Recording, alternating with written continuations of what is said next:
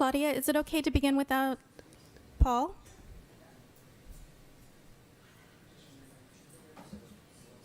We can start.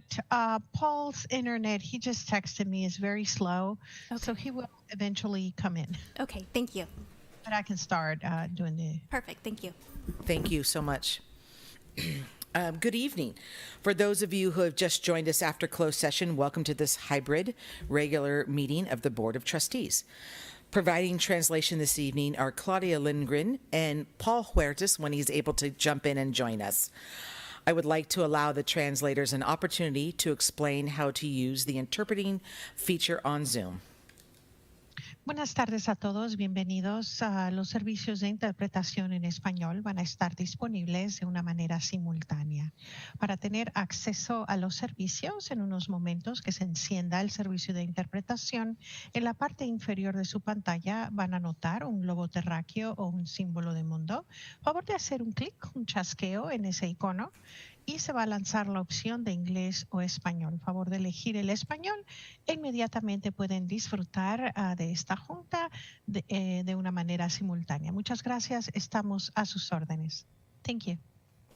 Thank you, Claudia. I am Lisa Pelosi, Board President, and I would like to introduce my fellow trustees this evening, Jeannie Kerr, Laura Simon, Sean Mora, and Jean Marie Wolfe. I would also like to introduce our district staff, Superintendent Ruben Aurelio, Assistant Superintendent Mr. Christopher Heller, Chief Business Official Andrea Stubbs, Executive Assistant to the Superintendent and Governing Board, Miss Erica Madrigal, and joining us for the first time tonight is our Napa TV technician, Miss Rose Sheehan out in the back. Thank you for joining us, Rose. Additional district and site administrators are joining us in the audience this evening. Director of Curriculum and Instruction, Mrs. Mary Allen. St. Helena High School Principal, Mr. Benjamin Cinto. St. Helena Elementary School Principal, Dr. Carmen Emery. And St. Helena Primary School Principal, Mrs. Rebecca Rocha. Thank you for joining us this evening. We are delighted that you are viewing in person on Zoom or television channel 27 or on our YouTube channel. A copy of this board meeting video will also be available on our website at www.sthelenaunified.org. In connection with closed session items 4A, 4B, 4C, and 4D, the board has received information and provided staff with direction. We will be reconvening to closed session after open session tonight to finish up on items C and D. Moving on now to public comment, 6A. Trustees, we have received one written comment, if everybody's had the opportunity to look at that. Yes. Okay, thank you. President Pelosi, Yes. may we say the pledge? Oh my goodness, thank you so much. My apologies. Would everybody join me in the Pledge of Allegiance, please?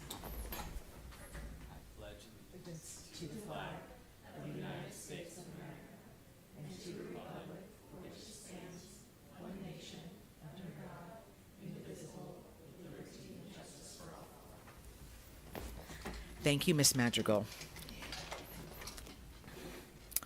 Okay, on to public comments. We have one written comment that's attached to the agenda.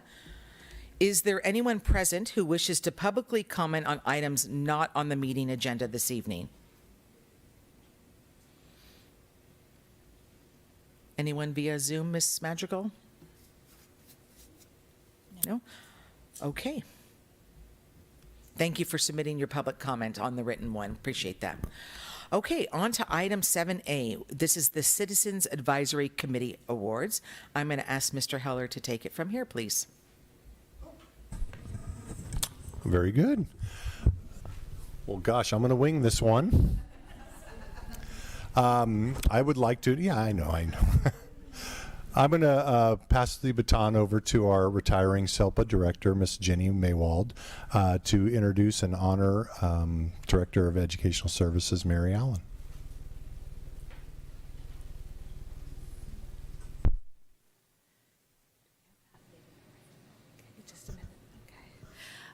Good evening, Superintendent Aurelio, Board of Trustees, Ms. Stubbs, Mr. Heller, and distinguished St. Helena Unified School District staff. It's a huge pleasure and honor to be here with you this evening. I'm Ginny Maywald. I'm the Napa County Special Education Local Plan Area Director, and I'm here to give our annual awards. Remember, these are county awards, and actually 2 of them go up here to St. Helena.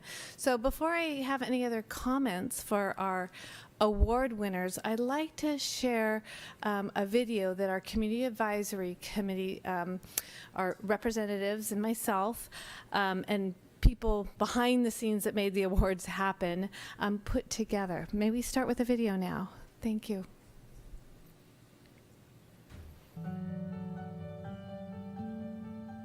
I am Luke Bobby. Welcome to 2023 CAC Inclusion Awards. My name is Ginny Maywald, and I'm the Napa County SELPA Special Education Local Plan Area Director. Welcome to our annual Community Advisory Committee Inclusion Awards. This year our theme is We All Belong Here. Belonging is at the soul of education. Congratulations to all of our winners. Each year, we challenge students to bring their creativity to life with a theme for the Inclusion Awards. Our winner this year is Jesus Garcia from St. Helena. Let's hear from his art teacher and learn more about Jesus. As an art teacher for 45 years, it's a true joy to see the talent of Jesus Garcia. I've been lucky enough to see him grow as an artist. Throughout his academic journey, his attention to detail, proportion is his gift. And you can see the intrinsic sense of accomplishment as he works. He is truly unique and very special, as is his work. I feel honored to know him and to speak about him. Jesus deserves this recognition.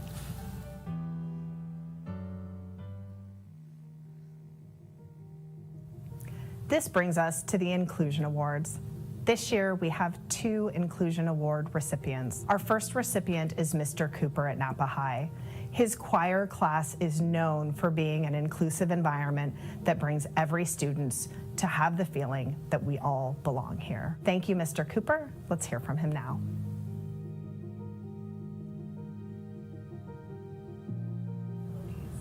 I think choir is, at its core, a community-based art form. There isn't a lot of adaptation that happens. It's more of creating a community and making sure everyone's a member of it. I think that they make friends or they might not have, not being in choir. Oftentimes, our students with disabilities end up being one of the most loved people in the class. We've really focused back on community because at its root, we sing to connect with one another. I think when you have an inclusive space, it increases understanding and it increases connectivity and it increases culture and it increases a sense of belonging across the school. Finding ways to lower barriers of access for students, especially in the choral classroom. Finding something to believe in, finding something to hook you into being in school, and finding something to create new pathways for you and new spheres of understanding is incredibly important. Knowing that our students have made connections in areas of the school where they may not have before, and knowing that our program can create a sense of culture and a sense of community for our whole community outside of even Napa High School, but countywide and in the surrounding areas, that's really important to me. Our second Inclusion Award is being given to St. Helena School District, specifically Mary Allen, the Director of Curriculum and Instruction. St. Helena's work around inclusion is a model for other districts. We are so excited to honor them and the work that they've done in this area.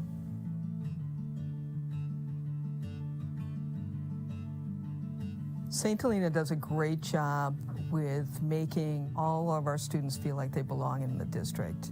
Each and every day, we individualize what is needed in the classroom setting and beyond the classroom setting. If we think a student could benefit for more time in gen ed, but we don't have the staffing, then maybe they spend more time in a restricted environment than necessary, and that's just not right. Some of the benefits that I've seen for both kids, we had the opportunity in middle school to partner them, especially in PE classes with some students. The way that I saw those kids grow and interact with my students, and I would talk to their teachers when I would go to team meetings about it, they didn't believe me that it was the same kid. For some of the special ed students, the nice thing of being in the general ed setting is that they've grown where, we had kids that could barely step foot into the special ed room, and by high school, they just sort of had a whole 180 once they kind of built up their confidence and independence. And I think it provides the opportunity to foster genuine friendships, build self-esteem. Our kids of all abilities have the same wants to have connections, so it really does give that opportunity to all. Letting us develop and work with the team, creating different new curriculum. St. Helena really does do a great job at providing resources. I started out as a middle school principal and then moved up to the district office. Every single decision I make is all about the student. Mary is an administrator, but a person who really works with the team collaboratively and really looks at who we are, looking at creativity and allowing us to really shine. She truly does know all the students. I'm really going to miss working with Mary. She's just a great human and person and dog lover. She always is welcome, and hope she comes back to visit us. Disability is a normal part of the human experience. Inclusion at its heart is about belonging. Belonging with your peers, with your school, and with your community. When we isolate students and separate students, we are teaching students there are people that do not belong here. We remind each district that special education is a set of services, not a place to be sent. We challenge each district in Napa County to look deeply at how students with disabilities, small and large, visible and invisible, belong every day as part of an inclusive learning experience. We hope that seeing these awards will motivate and inspire you to think about how you can be more inclusive in your circles. Do your kids have friends with disabilities? If not, ask yourself why. Do your kids have students with disabilities in their school, in their class? If not, ask the teacher and the principal. Why not? It's not for a lack of kids with disabilities. We have plenty of kids and young adults with disabilities in Napa County. Look around and ask yourself, who is missing? It's our job, yours and mine, to ensure students with disabilities belong. We all belong here. Hello, my name is Luke Storms. The Inclusion Awards are brought to you by the Napa County CAC, the Napa County SELPA, kids like me, dogs like Cooper, and viewers like you. Thank you.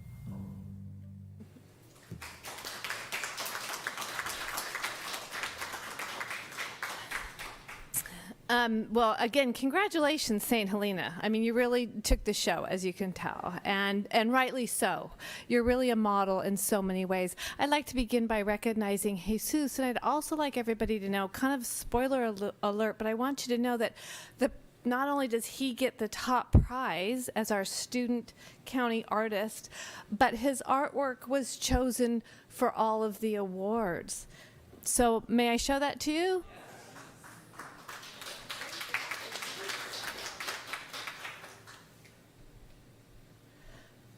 It became the logo for our awards, as well as he did this.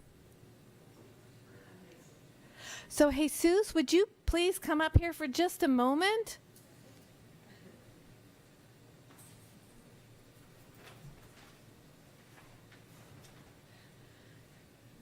You're a talented, talented artist. You have a huge future in art.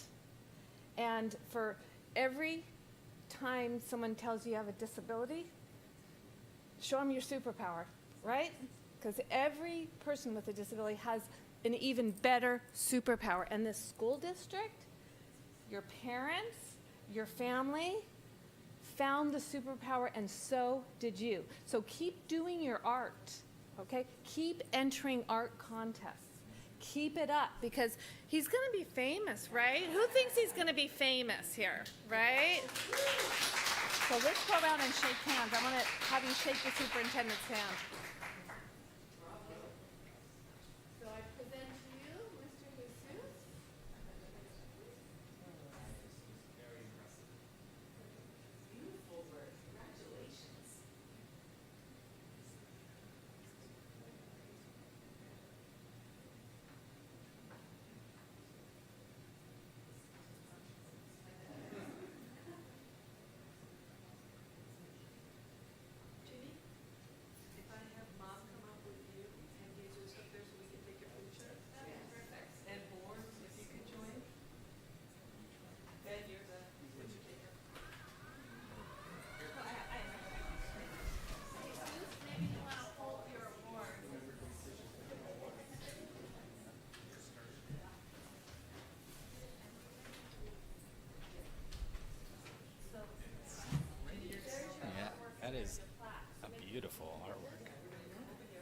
want that in my office. Yeah, let mom go first, maybe?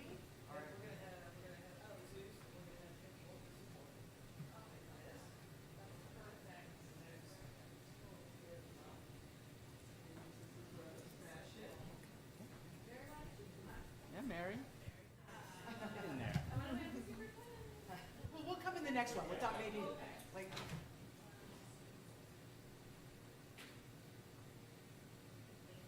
Great. Okay.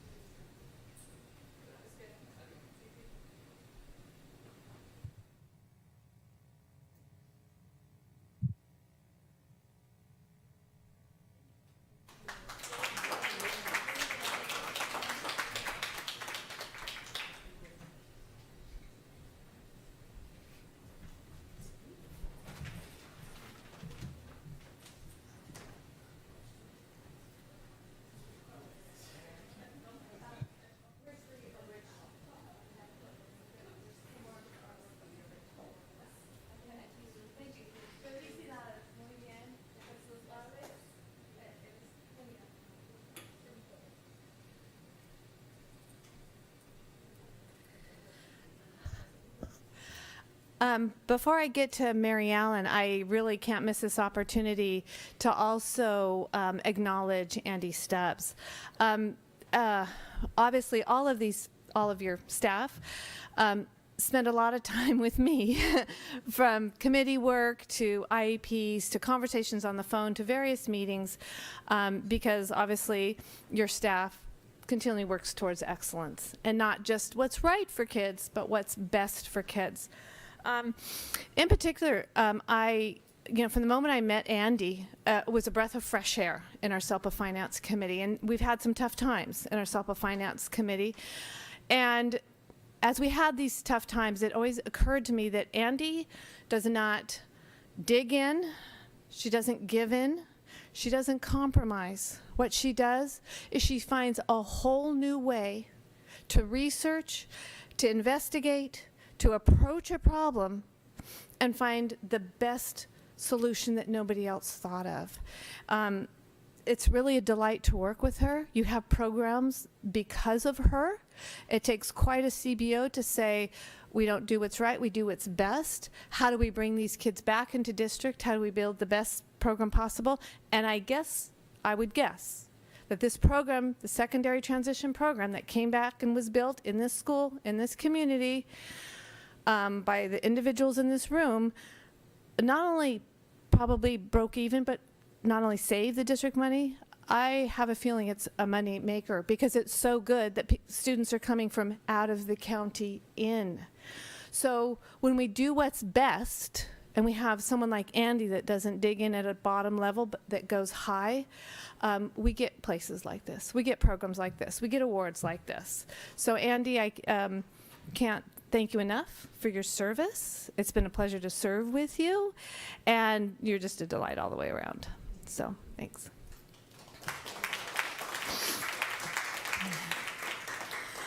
You know, when we have a special education department in a school, for over 10 years, it's not out of compliance, that keeps numbers down, keeps costs down, has no legal issues, and has programs that delight families and students and everybody involved. That just doesn't happen. Like, there's champions that make that happen. There's people behind the scenes knowing every child, building every child's individualized education program, building programs to suit, doing exciting, fun things, and making it look easy. It's not. Special education is one of the tougher things you can ever approach in a district.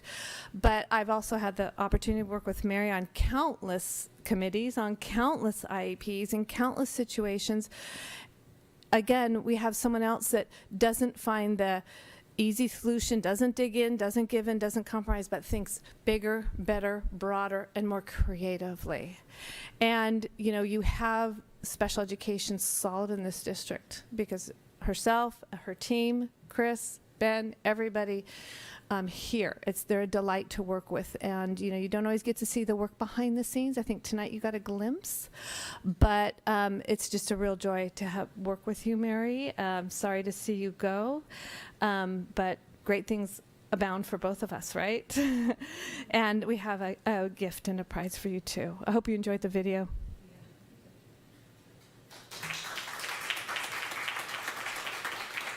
Thank you. Thank you.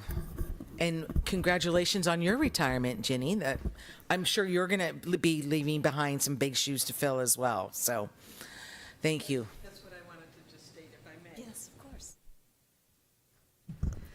Is that this was not about me in this district. There was a lot of people behind me supporting everything. And we have some of the best special ed folks I've ever worked with, as I've told you that before. And one of the best SELPA directors I've ever worked with. And so this county, Napa County, is going to miss Ginny very much. She's added a lot. Probably I would just text her and say, do you got a minute? I think I probably did that like 100 times. Got a minute? So we could talk about situations and best ways to go. Calm, cool, collective, excellent communicator with parents, and just a star in the special ed realm, and you are going to be missed. You are going to be missed. So thank you all for this award. Thank you, Ginny, for this award. Mary, congratulations. Honestly, I'm so glad I didn't wear mascara this evening for the meeting. I will just put that out there. But I just feel such a sense of pride, and I'm so grateful to all of you for all your work. It's really, you'll be missed. So thank you. Anybody else? Feel free to, sorry. I can't say anything. Okay, well, congratulations and thank you. Okay. Whew, all right, now we're going to move on. Item 8A is the superintendent's report. Mr. Aurelio, please. I always follow the toughest presentations and reports. That's just not fair. Good evening, everyone. This is the last superintendent's report of my first year as superintendent here, so that's kind of remarkable. It's been a year. So this one is a brief report because we do have a lot on our agenda this evening. Moving on to the next slide.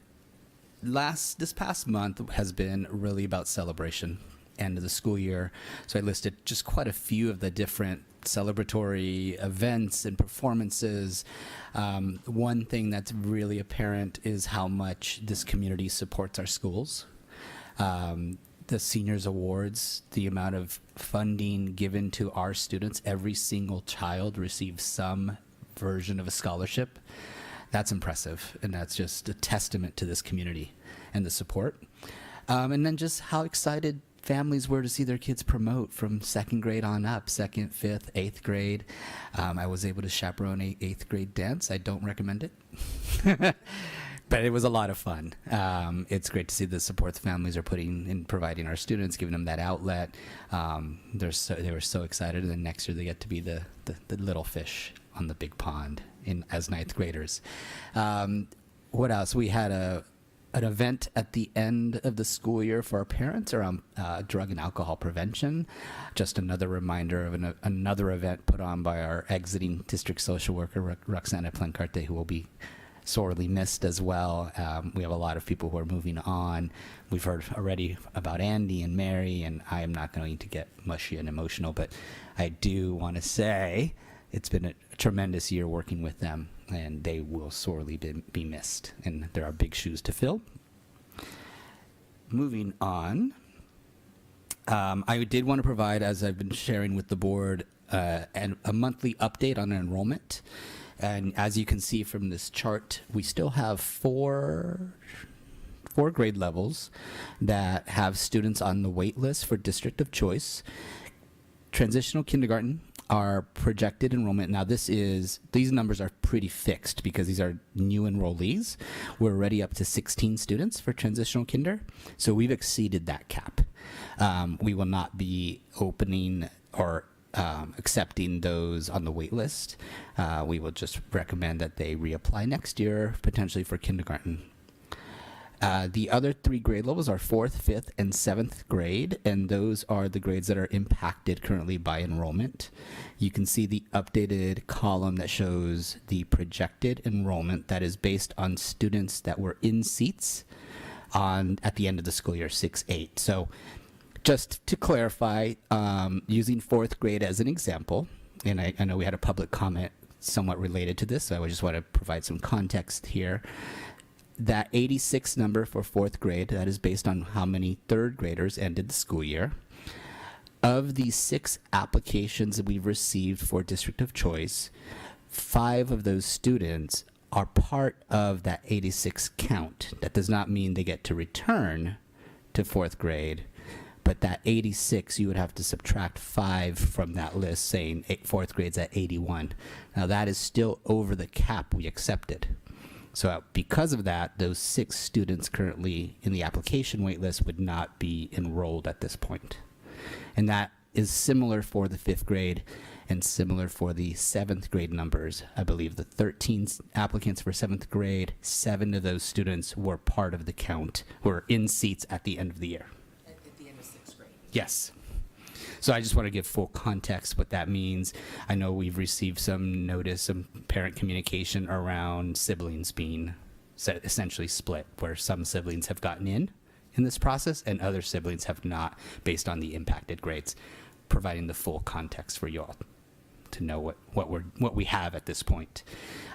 Previous month, I brought up that we had inquiries about high school enrollment, roughly 3 to 4 families who reached out who had not applied in the window and were asking if we were open to accepting applications. That is a decision the board would have to make if they wanted us to reopen the application window. The board could make a decision regarding what grade levels to reopen if it's under your purview to do that. And that could happen without adjusting caps as well. So I want to give full context of where we're at. So, for example, you could say, let's reopen 9th through 12th grade, keeping the same caps, but 2-week window of applications. That is a possibility. Okay. I believe that's it. I think you have a full picture for enrollment. Can I ask a couple questions? Do you want me to? I'll just, okay, we can Let come me back. finish and then. Of course. Perfect. The next slide is just chronicling we had a special board meeting on the 1st. And this is really just for the general public to know that we discussed Education Code 48900R, which is education code based on cyberbullying. We had a presentation with the board, essentially almost like a study session where we talked about that ed code. We looked at and reviewed the high school and middle school discipline matrices, and then from that meeting there was recommendations, and those are listed there for us to examine and do some committee work around discipline in the fall, and potentially to look at our policies and mostly our handbooks, our matrices, to ensure that they're aligned correctly, and if we have to make any adjustments, we would do that. The last one is just important dates that are upcoming. We keep encouraging our resident kindergarten students to apply and get their students enrolled. We want to make sure we have a strong grasp of the numbers of kindergarten enrollment. Just so Juneteenth is next Monday, just making sure everyone knows everything's closed for that day. Our summer school programming ends June 30th. And then first day of school, mark your calendars, August 9th, which is just around the corner. Lastly, earlier today, Mr. Fetters, our high school vice principal, was honored as the secondary co-administrator of the county, of the AXA region. Actually, it's 6 counties, I believe, our AXA region. And so we had a luncheon, or the county did, and he was honored. So I snapped this picture and threw it in the slide deck. So we're very proud of him and the work he does at our high school.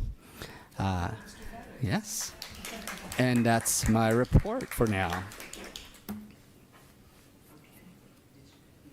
Yeah, thank you.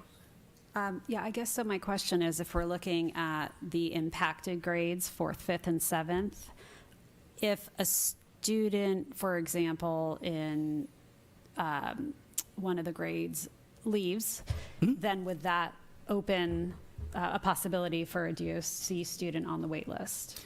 Yes, as long as we drop below the cap number. Okay. Right. So the cap numbers for 4th, 5th, and 7th, 4th and 5th are set at 80.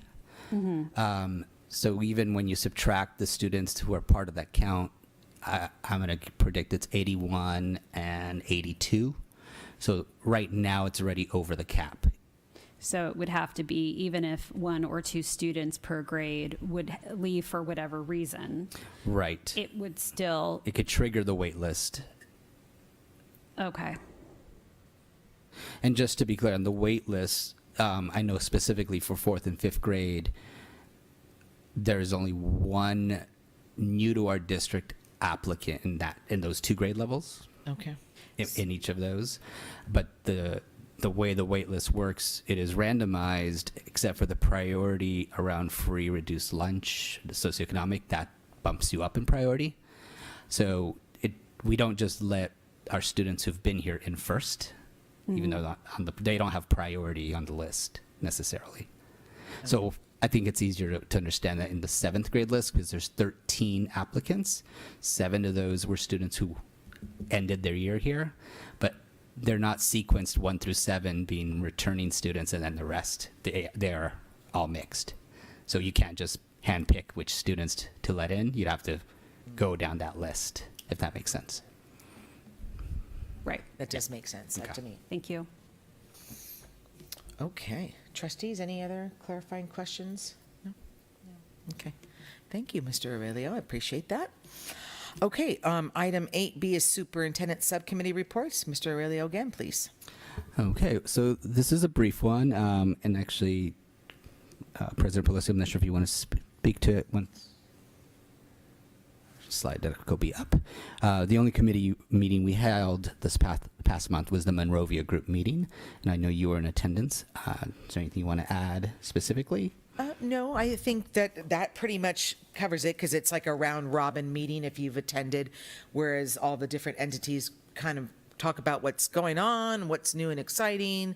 But once again, the conversation does circle back to, well, we have some new people who wanted to know why it's called Monrovia and what is the intention behind that. It may get a new name, just so you know. And then there is a great deal of interest of still creating this master plan that ties in all these entities and how to better serve the youth of St. Helena. So that's kind of where I sense the ground is going to start from when we meet again. And I think with that, I think the challenge, at least from my perspective in that, I think it's a great idea to have a master plan, but there's a sense of inertia because who is actually leading that plan becomes kind of a challenge. So do we, as a group, do we find someone to sort of facilitate this work, or does the city take the lead? I guess that really becomes a question. I think there's the will to do a master plan, but where does it live, or who owns that plan and that work becomes a challenge. Exactly. And I think the only good thing to plug for anybody who's listening is that Nimbus Arts this summer is going to be doing a teen night art. If you're not aware about that, it was an opportunity for teens and their friends to get together, do something at night, because everybody always says there's nothing to do, right? So I would highly encourage supporting Nimbus and bring your friends, go do some art. So yeah, we'll recircle about and see. My sense is that it was going to be city-led on that, but we do have to hone in on that and get some clarification. So the other big event coming up is the St. Helena Parks is doing the 4th of July fireworks show, and I believe it's the only fireworks show in the Up Valley area, so we probably will have a lot of folks. It's going to be at Crane Park, and I know we're working with them to ensure that our properties here are safe during that process. Yeah. Thank you. Okay. Okay, item 8C is the SHTA report to the board, and there is no report for this month. So we'll move on to D, and it's also the CSEA report to the board. They also do not have a report for a month of June. We wish all the members of those associations a very happy summer break. Okay, item 8F is the RLS Middle School Principals Report. We have E, F, G, and H are our principal reports to the board. They are written reports as always and contain very informative information for us. And as always, principals, thank you so much for submitting that. Okay, item 9 is the consent agenda. The consent agenda contains routine items judged as appropriate to be acted upon in one motion. If a board member requests that an item be removed from the consent agenda, the item will be considered under discussion and action items. Is there anyone present who wishes to comment on this agenda item? There's no written comments and no Zoom comments, Ms. Madrigal? Okay. Trustees, any questions or need to pull anything off the consent agenda? No, I'm good. No? Okay, thank you. Is there a motion to approve the consent agenda as presented? I'll make that motion. Is there a second? I'll second. Ms. Madrigal will conduct a roll call vote, please. Trustee Wolf? Aye. Trustee Mora? Aye. Trustee Simon? Aye. Trustee Kerr? Aye. President Pelosi? Aye. Motion carried. Thank you. Item 10A is the wellness policy. This is a written report for our benefit, which was really great to have. Is there any public comment on this agenda item, either in person, on Zoom? There's no public comment. Thank you. Trustees, any questions about this agenda item?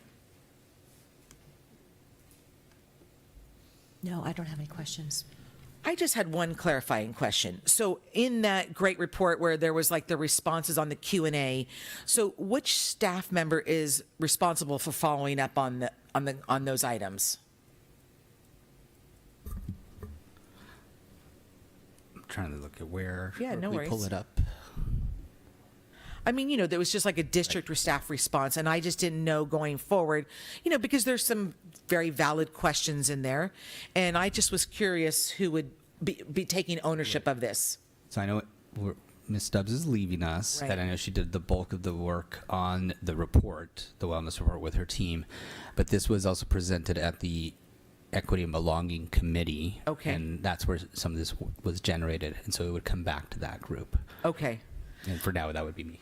Okay, okay, that's great. So that if we have questions, we'll come to you to get the follow-up on Correct. that. Okay, great. Any other questions or comments, trustees? No, thank you. I do appreciate this report, though. Yeah. It's great. It's very informative, so thank you very much. Thank you. Yeah, I thought so as well. So we look forward to our wellness center. It's going to be great. So thanks for all the work on that. Item 10B is the approval of the 2023-24 district priorities. Mr. Aurelio, please. Okay, good evening. So these were brought last month. I was asked to have an additional feedback session with the LCAP committee. These were sent out to the LCAP committee, and a survey was conducted, and they were able to provide feedback. There were some minor adjustments made to some language on these from last month that if you hold them side by side, you would be able to see some minor language changes. Not a significant shift, though, in the priorities. Okay, thank you. Is there anyone participating via Zoom or present who wishes to publicly comment on this agenda item? There's no public comment. Thank you. Trustees, questions or comments about this agenda item? Yeah, no questions. Okay. No. Okay, great. And I although I was not present last month, but what the edits that were requested, those have been met to satisfaction? I believe it was to send it back out to the whole Okay. Okay, great. subcommittee to make sure that this represented the community, or not the community, the committee members that participated in Great. it. So Okay. yes. That's great. Great, thank you. Okay, is there a motion to approve the 2023-24 district priorities as presented? Motion to approve. Is there a second? I'll second. Ms. Madrigal will conduct a roll call vote, please. Trustee Wolf? Aye. Trustee Mora? Aye. Trustee Simon? Aye. Trustee Kerr? Aye. President Pelosi? Aye, motion carried. Item 10C is the review of the governing board's annual self-assessment for June. We'll discuss this in just a second. Is there any public comment on this agenda item? There's no public comment. Thank you so much. Okay, so I know this is new for some of you, so thank you very much for taking the time to do that.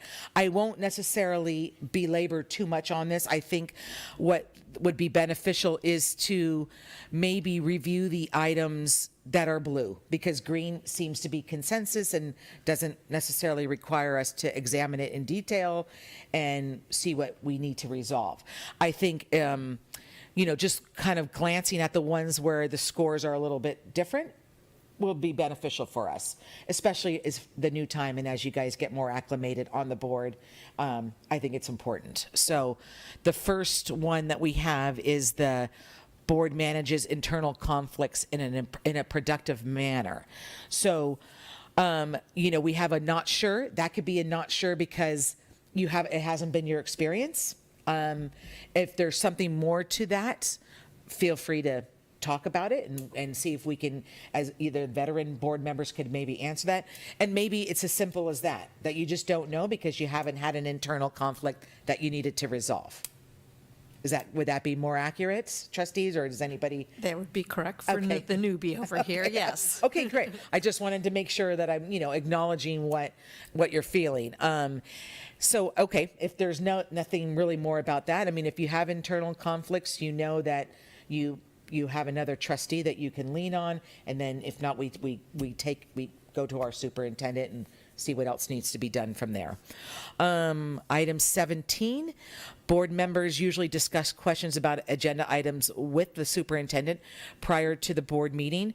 So, it seems like it's happening, but we have a mixed bag of responses with almost always one often, one less often. Commentary on that response from anybody? Well, I would think that there might be with the ones with less often or often, maybe it's maybe just not knowing, just not knowing what the other trustees are, whether they are doing that or not, right, or what it looks like. I mean, that's what I would. And I'm taking notes of these because obviously this involves me too. Oh, yeah, I know. I appreciate that. And I think that one in particular, maybe re-examining our meeting structures, our one-on-ones, to make sure that there is that ample time to ensure it's happening on either the week of or the week prior to a board meeting, so that everyone gets that opportunity. Right. And I think that by now everybody knows the process. The agenda comes out, review it, submit your questions to the superintendent, certainly schedule a meeting if you feel like that's what you need to do. You can also ask that your questions and answers, obviously if it's not confidential information or personnel related, it can get attached to the agenda, because sometimes those questions that you might be asking, community members might have too. So it could be beneficial if that's gets put on attached to the agenda. But by all means, take the time to get your questions answered, because we don't live and breathe school board, school education work every day. So we have to lean on the people who do to help get our answers. So I hope that you all feel comfortable in knowing where to get your answers, and your answer is to start with the superintendent and take it from there. Okay. 21, all board members receive the same information. I will say this is a very common response, that we usually see in makeup. I think Trustee Kerr could probably concur with that as well. And again, the not sure could just be because you just don't know. I will say, as just speaking as somebody who has the comma president after their name at the moment, I sometimes will have different information that other trustees have just by virtue of that position. It's not that it's not information that eventually is shared, but I may know something in a different capacity and timing than when the rest of the board finds out. But it's not anything that's not shared eventually with the board. I may attend different meetings, but we all attend different meetings. So we sometimes get different information in that manner as well.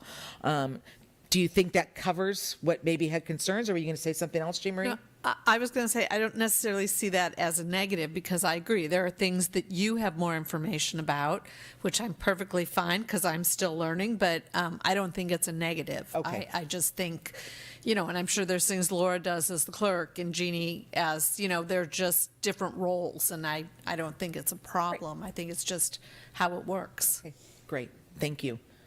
Anyone else? No? Okay.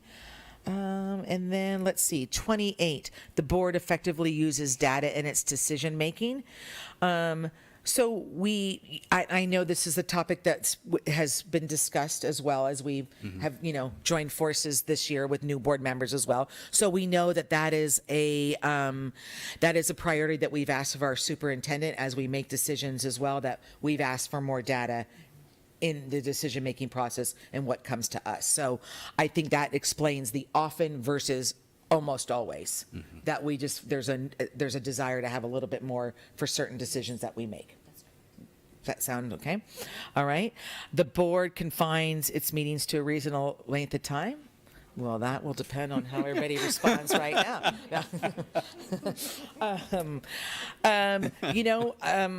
This is, I don't really know how to speak to that.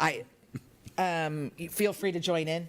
Yeah, can I just say, so looking at the topic of board culture and seeing that we've got 28 and 29 and 30, there's a good relationship between how long the board spends on an agenda item and the importance of the item. Looking at decision-making, length of time, perhaps this is something that, do we want to address this in a board retreat when it comes to the 5 of us? Okay. Perhaps spend a little bit more time on that. I mean, we have some new board members. Sure. I'm a newish board member, but I just see 28, 29, and 30 in the blue. I think it would make sense for us to spend more time as a governing board, maybe discussing those three. Great. I think that's a great idea. I think that's Just a really thought. great. No, I think that's great. So I'm making a note of that as well. Anyone else want to?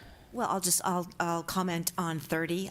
It was me with the not sure as far as the relationship between how long the board spends on an agenda item and the importance of the item. And I've said this every year, I don't think it matters. I think our job is to be a board member, regardless what topic comes our way. If it takes more time with a topic, that's the way it is, and that's just my feeling about that. And I'm very consistent in that as well. Right. I would tend to agree with you as well. It's like it takes what it takes to get that decision. Sometimes it doesn't end in a decision and it has to come back as well. But I kind of think it comes with the job. Our job is to be as prepared as we can, but sometimes what unfolds through conversation might prevent it. But I still think it's worthwhile exploring in a governance session. I do too. Absolutely. Yeah. So we'll put that on the Post-it. And for our next governance session. Okay, so I think the last one, the board is under setting direction. The board adopts clear and measurable indicators to assess district performance. And again, I think, correct me if I'm wrong, but maybe this is the variance in the answers is for newer trustees versus maybe people who have served longer. I don't really know. Or maybe you just want more of the data of which circles back to the other response that we had. I don't know if anybody wants to chime in on that particular item. I don't remember what my answer was, but if I'm guessing, I'm one of the often or less often, because for me, I guess maybe until we got the end of year LCAP, I didn't know how we were measuring success or what success is. So for me, it was how are we defining success? And if I don't know that, I don't know if I'm adopting the right policies to move the needle to success. So. Okay, great. And that can also go into governance. Yes. I'm putting in the governance workshop parking lot. Okay, thank you. Anyone else to comments or? Okay, and then under accountability, we have 48 and 49. A little bit, again, it's not anything necessarily of a concern, but we do have a rarely. The board monitors progress towards district goals based on established success indicators. I'm sensing that just ties into exactly what you said. If not knowing what success is, how is it measured? Would that be accurate? I don't want to speak for you. Is that? Okay. Yes. Okay. And trustees, please feel free. Yeah. Oh, I think maybe for me, it was like, I wasn't exactly sure what the established benchmarks actually are. Is Okay. that of students in our district? Is it in the state of California? I think it was just a little vague of a question. Okay. I'm going to just put those on to like revisit as well, so that, because that's important, because accountability is a big part of the governing board. So we want to make sure that we're clear on having a clear idea of what that is. Okay. And then under community leadership 57, this always gets never gets a green. And I think it's because the not sure, because you don't, and I'm assuming it's even me. I think it's, 6-7 years into this position, I still would be like, well, are we? But we are, but it comes in a different variety of forms. It could be like legislative action days if you participate in those. It is having relationships with local organizations that benefit the youth of the community. A lot of that is done by our lovely district staff and our principals that cultivate those relationships. So it doesn't necessarily always feel like it's a board role, but how it's been explained to me in the past is through CSBAs, that if we're supporting our staff to go out and support those, we are trying to cultivate those relationships. Does that make sense? That clarifies that for me, because Yeah. as I read it, I thought it meant us personally, and I know that I don't advocate at the federal level. Right. Right. So I will take note of that for next year. But it is like sometimes if it is participating in webinars or workshops, or like, if you do those kind of things, you are doing a level of advocacy regardless at the state level, federal level. But you're right. I mean, there are those things. It could be a little bit of a stretch depending on it. But So for me, I put an often. okay. I'm not almost always. I mean, when Right. I've been asked, I do it. Right. But I'm not always doing it. Yeah. So that was my often. Yeah. And then, feel free to, we can also add that on there so that we can, maybe we can get a little more guidance even from a CSBA level of like, what does that really look like? How can board members really put that into action? Okay. Okay. Okay, that's it. So, congratulations. I always say, like, you get a green battery is what it looks like. Well, does he know what I mean? It kind of looks like a battery. Okay. So that will conclude that, and I'll make notes as well for governance workshop moving forward. Okay, on to 11A, Student Learning and Achievement. This is the consideration of approval for modifications to the reclassification criteria for the 2023-24 school year. Miss Mary Allen, please. There's a lot of reports tonight, and it's going to answer actually some of the questions that Sean brought up in reference to accountability, and I hope it does anyways to help you out. But first we start with reclassification, but I'm going to bird walk for a second. There's a reason I'm retiring when I look at myself in a video. I'm like, oh my God, your hair is gray and you look old. I just was laughing at myself like, oh my God, it's time. Anyway, bird walk.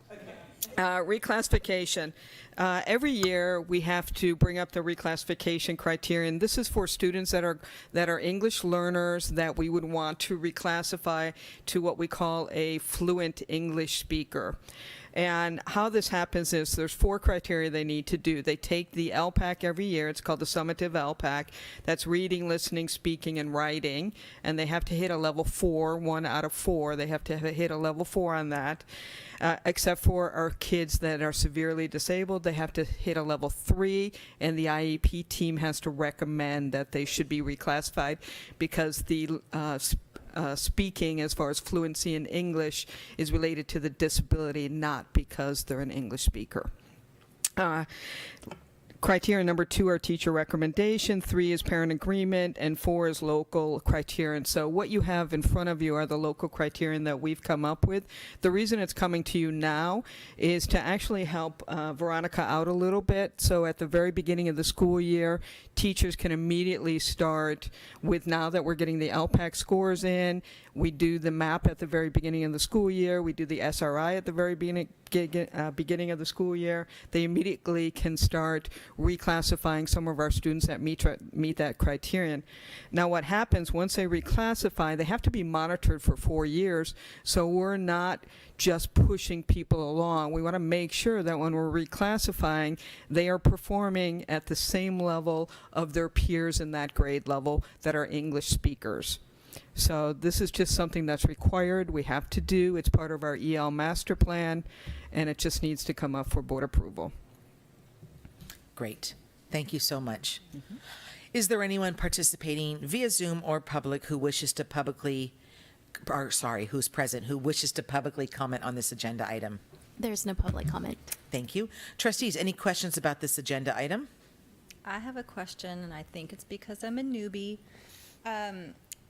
Are these criteria, so we're putting down our 4 sites and numbers around them, are these numbers state mandated, or is this what we as St. Helena have said are cutoff scores for some of these?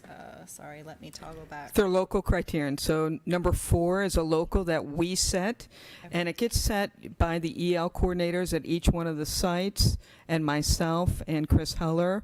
We look at it, we look at where our grade level peers are performing that are English only, and we put the criterion that's based on that with our ELs to make sure that if we're going to put this local criterion, we want to make sure that they're going to be able to handle the curriculum. The ultimate purpose is when we reclassify, that they can handle the standards and the teaching of the curriculum in English, that they're not going to have difficulty. They don't need language support at this time. They have proven that they are able to understand the curriculum that's given to them in an English format. And do we have, in general, similar standards to other schools in our area? So for example, student reclassifies here, moves out of district.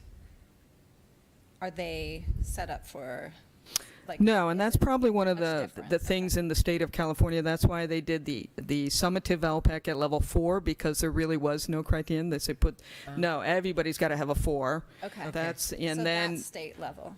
correct. Okay. And then the parents have to agree, and now they're creating a new teacher observation that will be coming out in 2024. So they're trying to make it a little more standardized, because each district gets to determine their local criteria, because not everybody uses MAP, not everybody uses SRI, so they determine their local criterion. Okay, so that Mhm. helps answer my question. Thank you. Mm-hmm. Thank you. Okay, is there a motion to approve the modifications to the reclassification criteria for the 2023-24 school year as presented? I'll make that motion. Is there a second?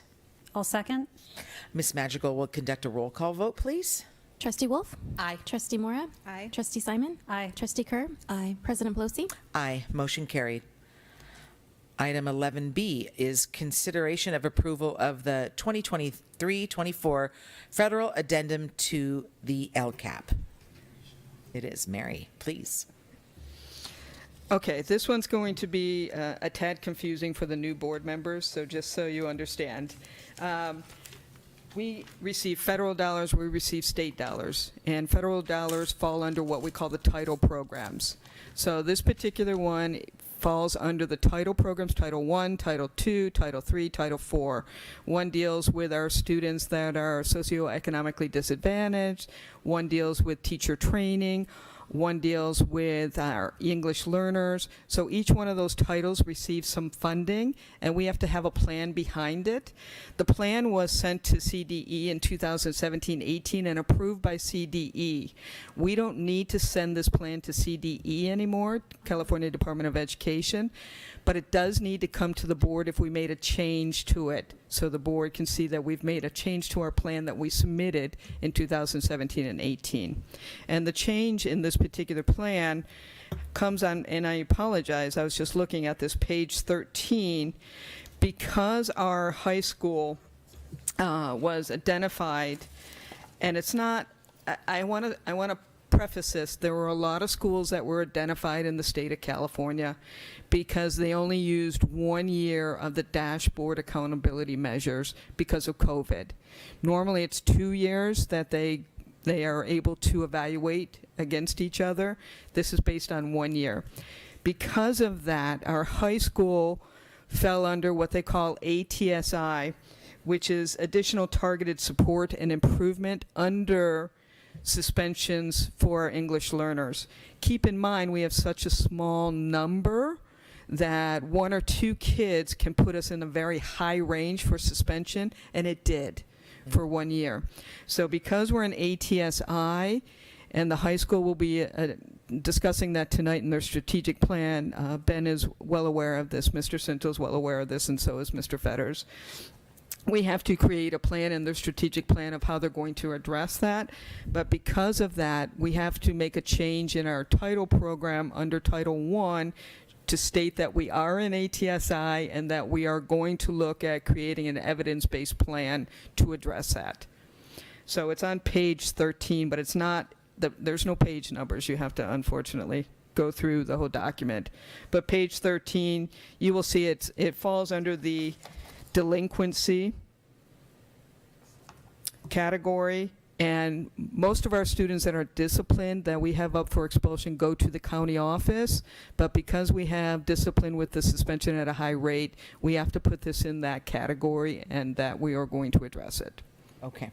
So that's the only major change. And then the other minor change is that we're bringing on a math tutor, math coach at the secondary level to help address some of our unduplicated and our math scores.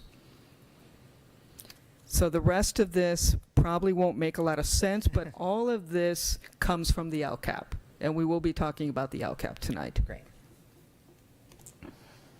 Thank you. Is there anyone participating via Zoom or present in the room who wishes to publicly comment on this agenda item? There's no public comment. Thank you. Trustees, any questions about this agenda item? I just wanted to say thank you because I didn't know what the change was that I was being asked to approve, so thank you for clarifying. Great, yeah. Okay. Okay, everybody else is all right? Okay. Thank you so much for explaining that. That was great. Is there a motion to approve the 2023-24 federal addendum to the Local Control Ability Plan as presented? I'll make that motion. Is there a second? I'll second. Ms. Madrigal will conduct a roll call vote, please. Trustee Wolf? Aye. Trustee Mora? Aye. Trustee Simon? Aye. Trustee Kerr? Aye. President Pelosi? Aye. Motion carried. Thank you. 11C is consideration and approval for the 2023-24 LCAP plan. Mr. Heller. I'm ready this time. Okay. Tonight, the updated version of the Local Control Accountability Plan is presented for final approval after conducting our public hearing for community partner input in May. This plan has been reviewed by the Napa County Office of Education staff and also the Napa County SELPA. Ginny was here earlier for additional modifications. So upon receiving approval, pending approval from the board tonight, the final version will be forwarded to Napa County Board of Education for final approval in July of 2023. And again, just to remind the board and our community, this is year 3 of a 3-year LCAP. So next year we will take a look at our goals and see if they, sometimes they may still fit and sometimes they may need modifications. And so we'll begin conducting that process probably in the early spring of 24. Before you take a moment to approve, I do want to also commend and thank Mary Allen, who's really the architect behind this. She knows all of this so intricately that I know she's passed that along to Miss Miranda, and she'll just pick that up seamlessly and be able to conduct. Yes, okay, she nodded her head, so we're in good shape. So anyway, I would ask for your approval tonight. Thank you, Mr. Heller. Is there anyone present or participating via Zoom who wishes to publicly comment on this agenda item? There's no public comment. Thank you. Trustees, any questions about this agenda item?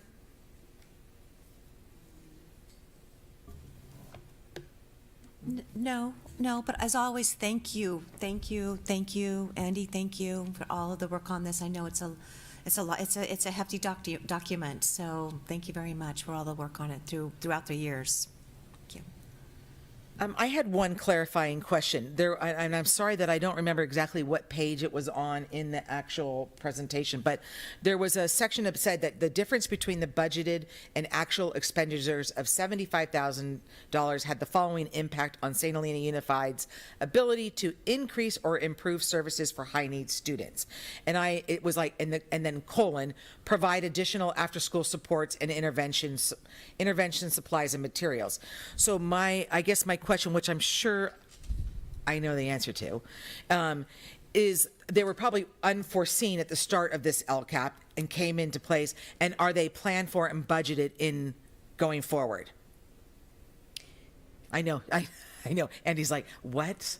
I know. I'm going to find it I'm going through the document. I'm trying to find it where I took that from, and I'm sorry, I just put it on the little note. I know what you're talking about, actually. And so what that says is that we actually spent a little bit more by that amount than we anticipated. Right.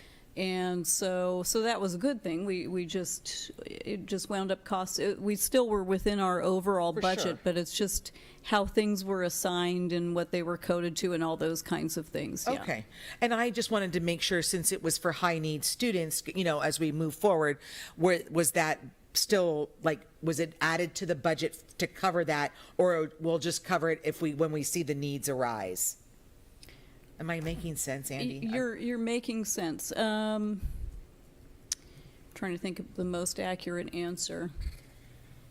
For the 23-24 budget, we've got all the needs that we have anticipated covered, and we try and use restricted resources first. Okay, to great. address that. Yeah, with Okay. intervention and so forth. Perfect. Thank you so much. I appreciate that. Okay. I guess you're off the hook there, Mary. I don't think there's another question. It's actually just more of a comment. I wanted to acknowledge when I said that I didn't know sometimes how the data, so there is a lot of data and metrics that our district has. I guess what I wanted to clarify is that sometimes I don't know how the decisions that we make or we're being asked to make directly influence some of these. I know they are. I just wanted to clarify that because there's a ton of data, and we do have metrics, and we are acknowledging where we meet, exceed, or below. So I just wanted to say that. Well done. That's important. And thank you, everybody, for putting all the work that you do into this, into that plan. It's great. Okay, I'm going to go back over here. Excuse me one second. Any further questions or comments, trustees? Okay. All right. Is there a motion to approve the 2023-24 Local Control Accountability Plan as presented? Motion to approve. Is there a second? I'll second. Okay. Ms. Madrigal will conduct a roll call vote, please. Trustee Wolf? Aye. Trustee Morrow? Aye. Trustee Simon? Aye. Trustee Kerr? Aye. President Pelosi? Aye. Motion carried. Thank you. 11D is information on TK8 World Language Adoption. Miss Mary Ellen, please. It's fitting that it's my last board meeting. This year we're very fortunate because we received the arts and music grant, and that allowed us to have some additional dollars for curriculum. And one of the areas that the World Language Framework has just been revamped and updated from the state, and so it was time to meet with the world language teachers. I meet with them every year, but it was time to really meet with them to see what the state adopts a textbook list, and we have to look at the list and then pilot from the list and then select from the list.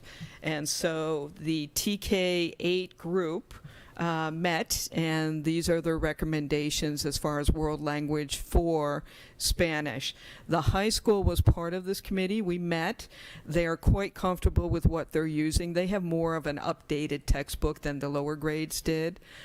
So they're happy with what they have. They don't need additions. What they need additions are supplementals, what we call in-classroom library books that are related to Spanish. For our AP Spanish, we added some additional tools, tech tools for them for the AP testing, as well as being able to do oral presentations back and forth so they could hear themselves. So a lot of things just to enhance the world language at the high school, but to actually adopt materials at the lower grades. Great. Thank you very much. Is there any public comment on this agenda item? There's no public comment. Okay, great. Trustees, any questions about this agenda item? No? Okay. Thank you very much. I don't think there's no approval needed. It was just for our information. 11E is the written report on the St. Helena Unified School District Biliteracy and Golden Merit Seals. This is also a written report. Is there any public comment on this agenda item? There's no public comment. Thank you. Trustees, any questions, comments? No, but I really appreciate this being shared with us. It's always impressive. The list is pretty impressive. So each year. Yeah, that was my note, to congratulate our 39 students absolutely. on the biliteracy seal and the 29 on the state seal of merit. And I believe the state seal of merit, this is the first year, correct? First full, or is it second? Or is it? You're thinking of Civic, sorry, that's what I was thinking about. Thank you. So never mind that comment. I was incorrect. Strike that. Okay, thank you very much for these reports. Trustees, anything else? Or okay. All right. Item 11F is the presentation on the California Dashboard Local Indicators. Miss Mary Allen, please. Last report, I believe, tonight. But actually, I think this will help in reference to our accountability. The state, when they moved over from the API, which was a federal monitoring where you had to get a certain score and they'd give you an API ranking and they'd put you in all different places, they did away with that in 2013 and 14 and started the local control accountability funding formula, and that started the LCAP. And with that, they came up with 8 state priorities that districts need to show improvement. And under those 8 priorities, I'm just going to give it to you, and then I'll briefly go through what's happening tonight. So the 8 priorities, we have to meet basic conditions of school. That means safety. That means teachers' qualifications. Are we teaching standards? Do we have the textbooks? That's what that means for one. Number 2 is that we're implementing the state standards. That not only do we have the textbook and the materials, but we're actually teaching the state standards. Number 3 is that we have parental engagement. And then number 4 is that we have student achievement for our English learners, and that we have student achievement for math and English. And then we also look at chronic absenteeism, graduation rate, student suspension rate, and local climate, and then broad course of studies, and then college and career indicators. Those are the things that the state looks at. So when you're looking at all the data in the LCAP, it has to address one of those 8 priorities, the state priorities. So what you're seeing tonight for the local indicators, they break it down. They have state indicators that we have to meet of those 8, and then we have local indicators. The local indicators, we go ahead and fill that information into the dashboard. It's called the accountability dashboard. You'll get a report from Miss Miranda when it gets loaded to the state. Right now, we just have to present with the LCAP our local indicators of information that I input into the dashboard, and then she will officially input to the dashboard in the fall. It's crazy, but this is how it works. And then the state will load the state data as how we did on our test scores, how we did on suspension, how we did on absenteeism, all of those things. I don't rate, the state rates when they get all the data from us at the end of the year. So tonight you're seeing the local indicators, and what you have in front of you are basic conditions. Did we have our staff? Are they qualified staff? Did we have anybody teaching out of their credential? Did we have safe facilities? Did we have a broad course? Broad course of study means that we are offering a variety of things from TK through 12th grade for our students to take. Not only the 4 cores of math, English, science, and history, but also making sure that we have electives, making sure we have world language. So broad course, as well as is everybody able to access that broad course of study? Do we have the capability of, if you are an EL, if you are a person that is low income, do you have the same capability of entering that broad course of study as anybody? So you really have to show equity and accountability across the board on that. And then the other thing you're seeing tonight, but again, Mrs. Miranda will be presenting at the beginning of the school year a report on the California Healthy Kids Survey. But what you have in here is preliminary data. This is the data that we have that we just received, but I was able to get a report ahead of time. There's a dashboard, a private view dashboard. So the data you're seeing right now is from the private view dashboard. The public view just came out to us in the district. It's not out to all of you yet, but it's out to the district folks. But this is what you're seeing, and there'll be a full report, so I really don't want to go into that. And then the last thing is just in reference to parent engagement. And we just have to rate ourselves of how we're doing and what we need to improve upon. That's based on everything that Chris was doing with the LCAP and the parent engagement, our community forum, also talking to our students, talking to our teachers, a variety of different measures that we look at for parent engagement. A lot of what Roxana did this year, all of our parent presentations at nighttime, a little bit of what Rebecca and Carmen did this year with the college tours, all of that goes into the parent engagement.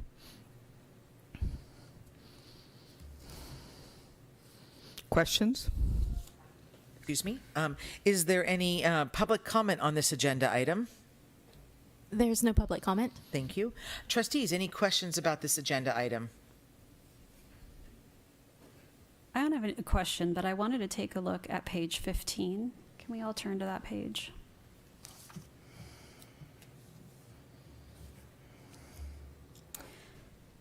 And when I was reading through this, and Mary, maybe you can help me understand, I was looking at some of the things that were really concerning. I was looking at, in the last 12 months, let's see, during the past month, did kids spread rumors or lies or hurtful pictures about you online, on social media, or on a cell phone? And we've got 51% in 7th grade saying yes to that. What do you make of that? This drives our LCAP. So whenever we see data like this, these are things, what we want is to have a measure of 80% or better for any of these. We don't, if they're below 80%, that's an area that we need to target and focus on. So when we see this, this will be something that will need to be addressed to make sure that we're creating strategies and programming. And this all, when you look at that, it all rotates to school climate and culture. What's happening there, those soft measures that you can't always see. That's what this addresses. But it just tells me, when I look at our data and the kids, this is kids' perception, that this is an area we need to focus on. And I understand it's got its challenges because, like we've said, we get to spend 6 to 7 hours a day with kids and technology, and the rest of the time we don't. So it is challenging. That doesn't mean it's not doable, but it is challenging. Correct. Yeah. And it is something that we can improve upon. And it will be a focus. I'm certainly sure that Mr. Ryan will be focusing on this as he has this information now. So part of his planning will be addressing this. And when you have something that's less than 80%, typically what's a time frame to start addressing an issue? Well, that's hard to say, but I'm going to say right now, if I were principal, I would look at my Healthy Kids Survey, which they all just received. The principals just received, Mr. Heller received. They'd be looking at that, and then they would be looking at their top 2 to 3 that are really low scores that are something that's a concern for them. And then they'd be addressing it. It's not something where they're going to wait 6 months or a year. It means, here's my top 2 to 3 that I really need to focus on. Okay. Thank you so much. You're welcome. Thank you. Anyone else? More questions or clarification needed? No? Okay. Okay, so let's see. I think that was just a written information. Just an information and presentation. So no action is needed on that. Thank you very much, Mary. 11G. Was that the last thing you're going to say at the podium? She's got one more little okay. thing. But all right. Yeah. I wasn't sure if the confetti. Yes, if we need it. 11G is the review of the 2022-23 St. Helena Unified School District Local Control Accountability Plan Site Strategic Plans. Mr. Heller. Yes, to introduce this as a function of our local control accountability plan, our site principals develop action plans every year that align with goals and actions that were approved by the governing board. They've prepared a written report that you see in the agenda tonight, and they also have a slideshow that's just going to highlight one area of focus at their school site that they'd like to share with the board and the community. I would also like just to add, prior to them beginning, today at Mr. Fetter's award ceremony, the director of AXA spoke about leadership and principles and administration in general, and just how difficult it has been to be in these roles, and how they see a lot of people turn over or find other opportunities because the demands on the leadership is becoming more challenging each year. And so I just want to take an opportunity to thank and commend the principals for their work this year, for their dedication to our students, and always kind of using the students as our barometer and our moral compass for the decisions that they make. It's a challenging job, but I know that we have very capable and excellent administrators, and we'll be onboarding the same as well next year. So I'll turn it over to Rebecca. Good evening, members of the board, superintendent, and district office staff. This is our presentation. I think, Chris, did you just give the overview? You can do the overview. Okay, How about that? So you have been provided our updates of our overall strategic plan, and then it's color-coded to let you know for each of those actions under each goal. It's color-coded in that way, so you have hopefully read over those. So tonight, we're just going to each highlight one of our actions for you. So being this primary school principal, I'll start. I'm the TK through second grade school, as you know. I think as I really looked back at our plan, and to choose one thing to highlight was the work that we did with what is now our guiding coalition through the guidance and support of the CAPS network. We really this year, and I think that was hugely in part to the facilitator that Cindy Pilar brought on, which was Dr. Luis Cruz.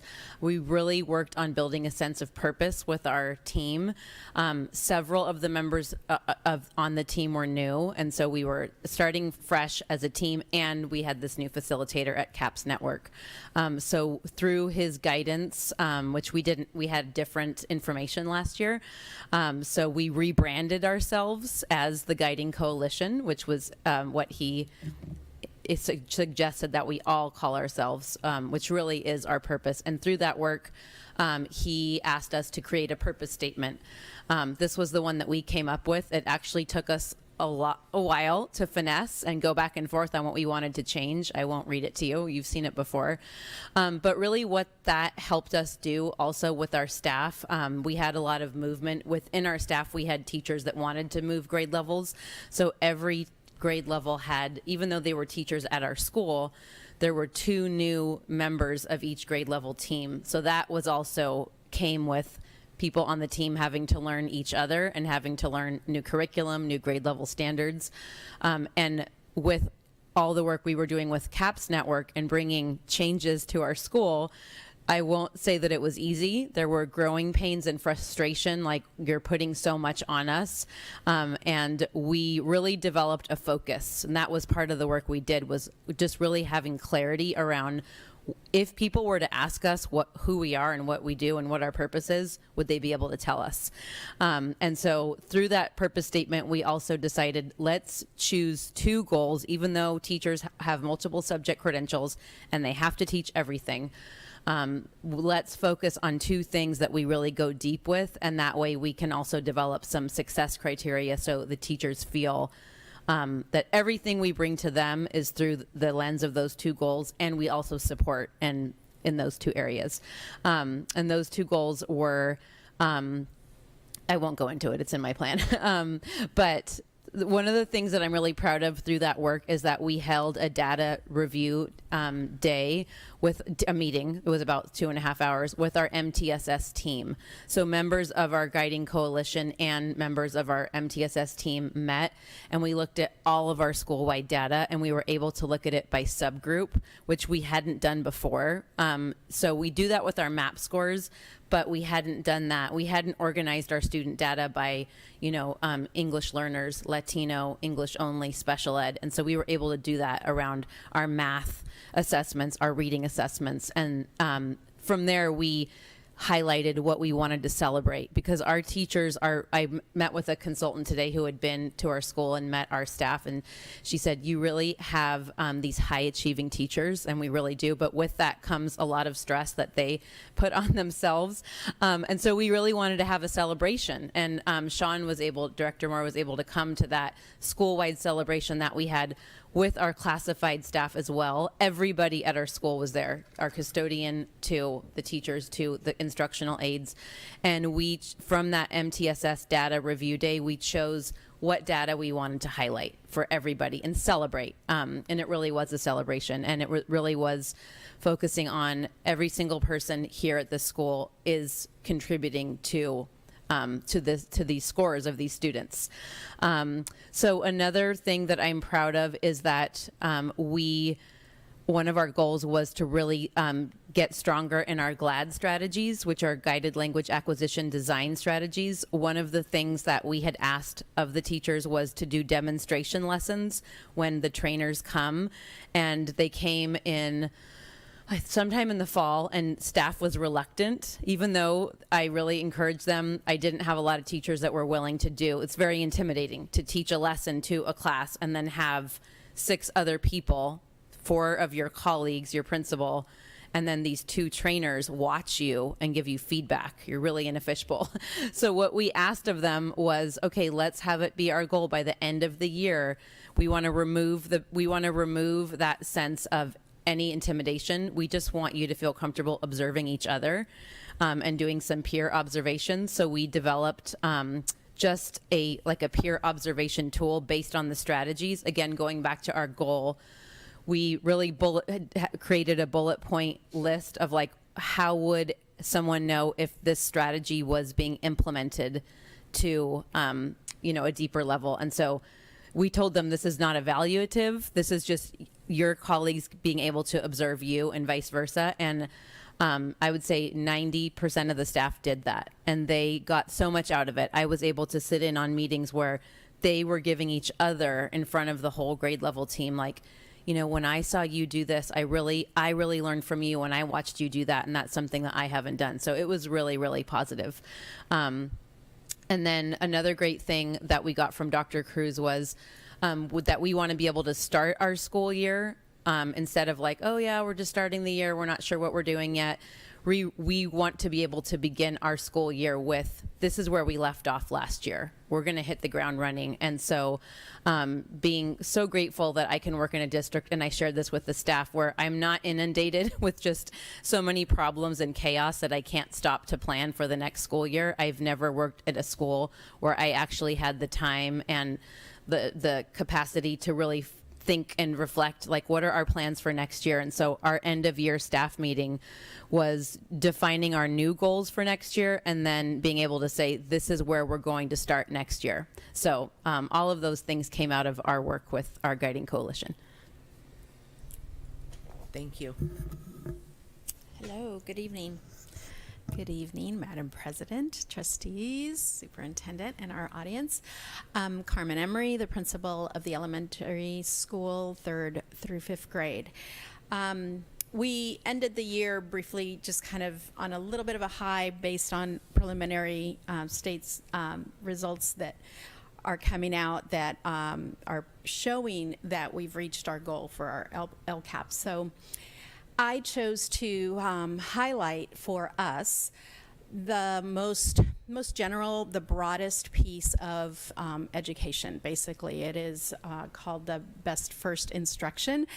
At SHUSD, our students benefit from a huge supporting cast, and we have a lot of support. We have, as we mentioned, fabulous special ed teachers. We have intervention teachers for math and for reading. We have specials teachers that teach our students music and PE and STEAM and Spanish. And we have, of course, our paraeducators that support as well. It's definitely a team sport. However, it is the classroom teachers that bear that brunt of, well, they get the credit, obviously, when it's all going well, but they also feel that weight, that responsibility of all the learning that happens at our school in any given year, correct? So this highlight, the best first instruction, is that broadest piece, and a lot of it happens behind the scenes, and it all happens with adults, those classroom teachers coming together and really coming to agreements on what the standards are asking of us to teach and of our students to learn and to master. What does that mean? What are those learning intentions? And it's a collaborative agreement that has to develop out of these conversations. What does it look like when our students have gotten there? What do we do when they haven't? And so a lot of these negotiations almost and learning from teachers that have to happen during collaboration and during their planning is critical and important, because all of our supporting casts can't really support unless we really know where we're at. And that first best instruction is key. That is for all of our students. It's what we call Tier 1. It is, it's got to be the home run, so that we can get 80–85% of our students where we want them to be, and then we modify, we adjust, we differentiate, right, for the students as we go from there. So that is what I wanted to highlight with you. I wanted to talk a little bit about, there's also a lot that happens.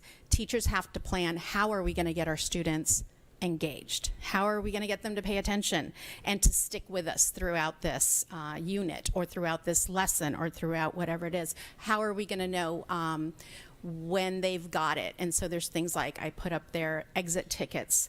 Teachers have to agree on those. All 4 teachers, for example, in our 4th grade have to say, this is what it's going to look like.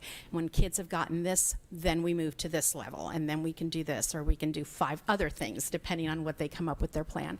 So once again, just wanted to highlight, it's interesting that Rebecca was talking about that responsibility that our teachers feel. We do have very type A, I guess, or teachers that are perfectionists almost, and that's a very difficult thing to live with when you're going to feel like you're being judged on certain things. And so they work really, really hard, and they have to come, like I said, to these agreements and understandings. Teacher clarity is key, and that is what moves us forward. So for us, it was best first instruction.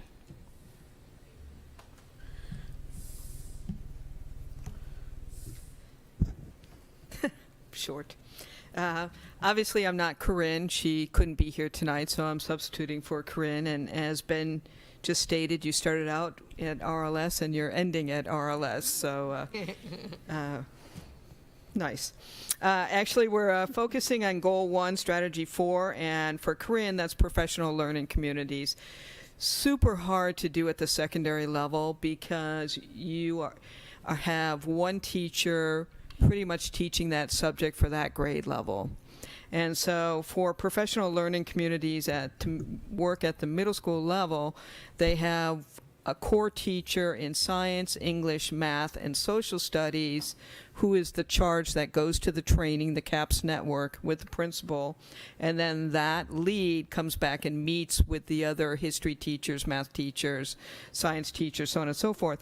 But what is so hard about that is that they have to break down their standards. Standards are what each student is supposed to get for that grade level, for that subject matter. And in the state of California, we have many, many, many standards in each grade level for each content area. It is impossible to teach every standard, so they kind of rank standards, and then you as a PLC have to determine what are your essential standards, meaning what do I want the sixth grader to walk away with at the end of the year for science. And look at all those standards and break that down. And then how am I going to know that they did that? So you're having to create some common formative assessments to be able to do that along the way to see, are they getting it, are they not? What are we doing for the kids that get it? What are we doing for the kids that don't get it? That's all PLC, and that's what everybody has been working on at the TK8 level, and RLS has been right in there. So as I said, a little more difficult. They also created just a site goal of a writing strategy that each classroom was going to do. And that's, I can't tell you as a middle school principal or just as a principal in general, the more you can cross-curricular a particular standard or a particular expectation, and for them it's writing, whatever that particular category of writing they were working on. They pulled it from the college and career standards. I don't know which one that is they're doing, but it's associated with writing. But the more you do that for a kid to where they're seeing and having to perform a written assignment in the same format in math that they have to do in English, that they have to do in science, the deeper the learning goes for the kid. And that's like anything. The more you can tie your subjects together, the deeper the learning will be. And so they were focused on that and creating, certainly doing that across the board, and then creating those formative assessments. So this sounds very simple. It is not simple. So, kudos to RLS. They're in their second year, going on their third year. A lot of work behind this, and this will continue at RLS. So thank you. Thank you. All right. I feel bad because I'm not going to talk about PLCs. But me and a team of teachers are actually going to be going on Monday through Wednesday, Sacramento. So more to come for the high school on PLCs. So what I'm highlighting in my report is our year-long advisory committee that we kind of started. This had been birthed out of years of hypothesizing with various different people about, doing different things. As you all know, the demands on public education outside of PE, science, math, English, social studies are only increasing. And finally this year we said to ourselves, we can't keep forcing into all these other subjects because none of these other things have a dedicated class. So we knew we wanted to do something similar to RLS's family group, but unique to the high school and what our needs were. So we set out on a very similar process to when we started block scheduling, 12 years ago. We wanted to take our time, and I know I went a little crazy in the written report, but I tried to distill down our 6 meetings that consisted of teaching staff, administrative staff, counseling staff, and even classified staff, and students as well. They weren't part of the committee that met during lunch, but we solicited their input throughout the entire process. But as you can see in this slide, we identified our purpose. We did a lot of research. We looked at different models. We consulted with other professionals who had initiated advisory programs in their high schools. We looked at an appropriate structure for us given our block schedule. We surveyed our students. We surveyed our staff. And then we came to a final recommendation. But really, you see 6 meetings up there, and that doesn't seem like very much. But I can tell you it was a standing item at every single faculty meeting. Probably another 100 conversations occurred at department level meetings, just in random conversation with teaching staff. We included SHTA along the way because we want to be sensitive to the contract. So we made sure that we were crossing all of our bases before we said, okay, this is what we're going to do. And lo and behold, the last meeting, you see our final recommendation was to not do it next year, which is okay. A lot of times we have this urgency, okay, we have to do it now, but going into this whole PLC structure that we're going to start on Monday, not knowing necessarily what that might mean for the high school, looking at the impact of different staffing changes that we're having this year, we'd rather do it right than just do it. So, we're going to be folding in the Along program, which we piloted this year, which was more a relational program in response to California Healthy Kids Survey. Looking at, as much as our student to counselor ratio is probably the best around. There's not enough hours in the day. I mean, we think, oh, 220 kids per counselor, that's great, right? That's unheard of. But we try and provide a better level of service to all of our students, and that's hard to do with only 2 people when they're sitting in class for a bulk of their day. So we'll be doing a lot of grade level college and career readiness presentations. Luckily, Terry and Sean have built out a lot of that online already by grade level. Social emotional learning, we've done it in PE, we do it in humanities, but that is by no means inclusive of everyone. We have a lot of supports, and a lot of the California Healthy Kid survey data came back very favorable when it came to counseling and mental health supports, but it's something we still feel obligated to do more of on the whole school level versus intermittently. And then things like digital literacy. I mean, that's something for years and years and years we've kind of folded into courses, but again, we want to be much more explicit and not take away. We work hard to really protect the academic time of our teachers. So our current model that we'll be developing next year. So we have the model developed. We're going to be developing all the curriculum and instruction next year through our learning management system. But we're going to take some time out of access period because we don't want to take more direct instructional time, 30 minutes every week to fold all of this in on a weekly basis for all students. 9th, 10th, 11th, 12th grade. And every single teacher on staff will be assigned, potentially even myself, will be assigned an advisory class to and we're still discussing, do we continue that relationship all 4 years? Do we rotate? We're not 100% certain on some of those things, but we're very optimistic knowing that we want to do it well. So, there you go. Thank you. Did you want to say something, Mr. Heller? Yeah. Oh.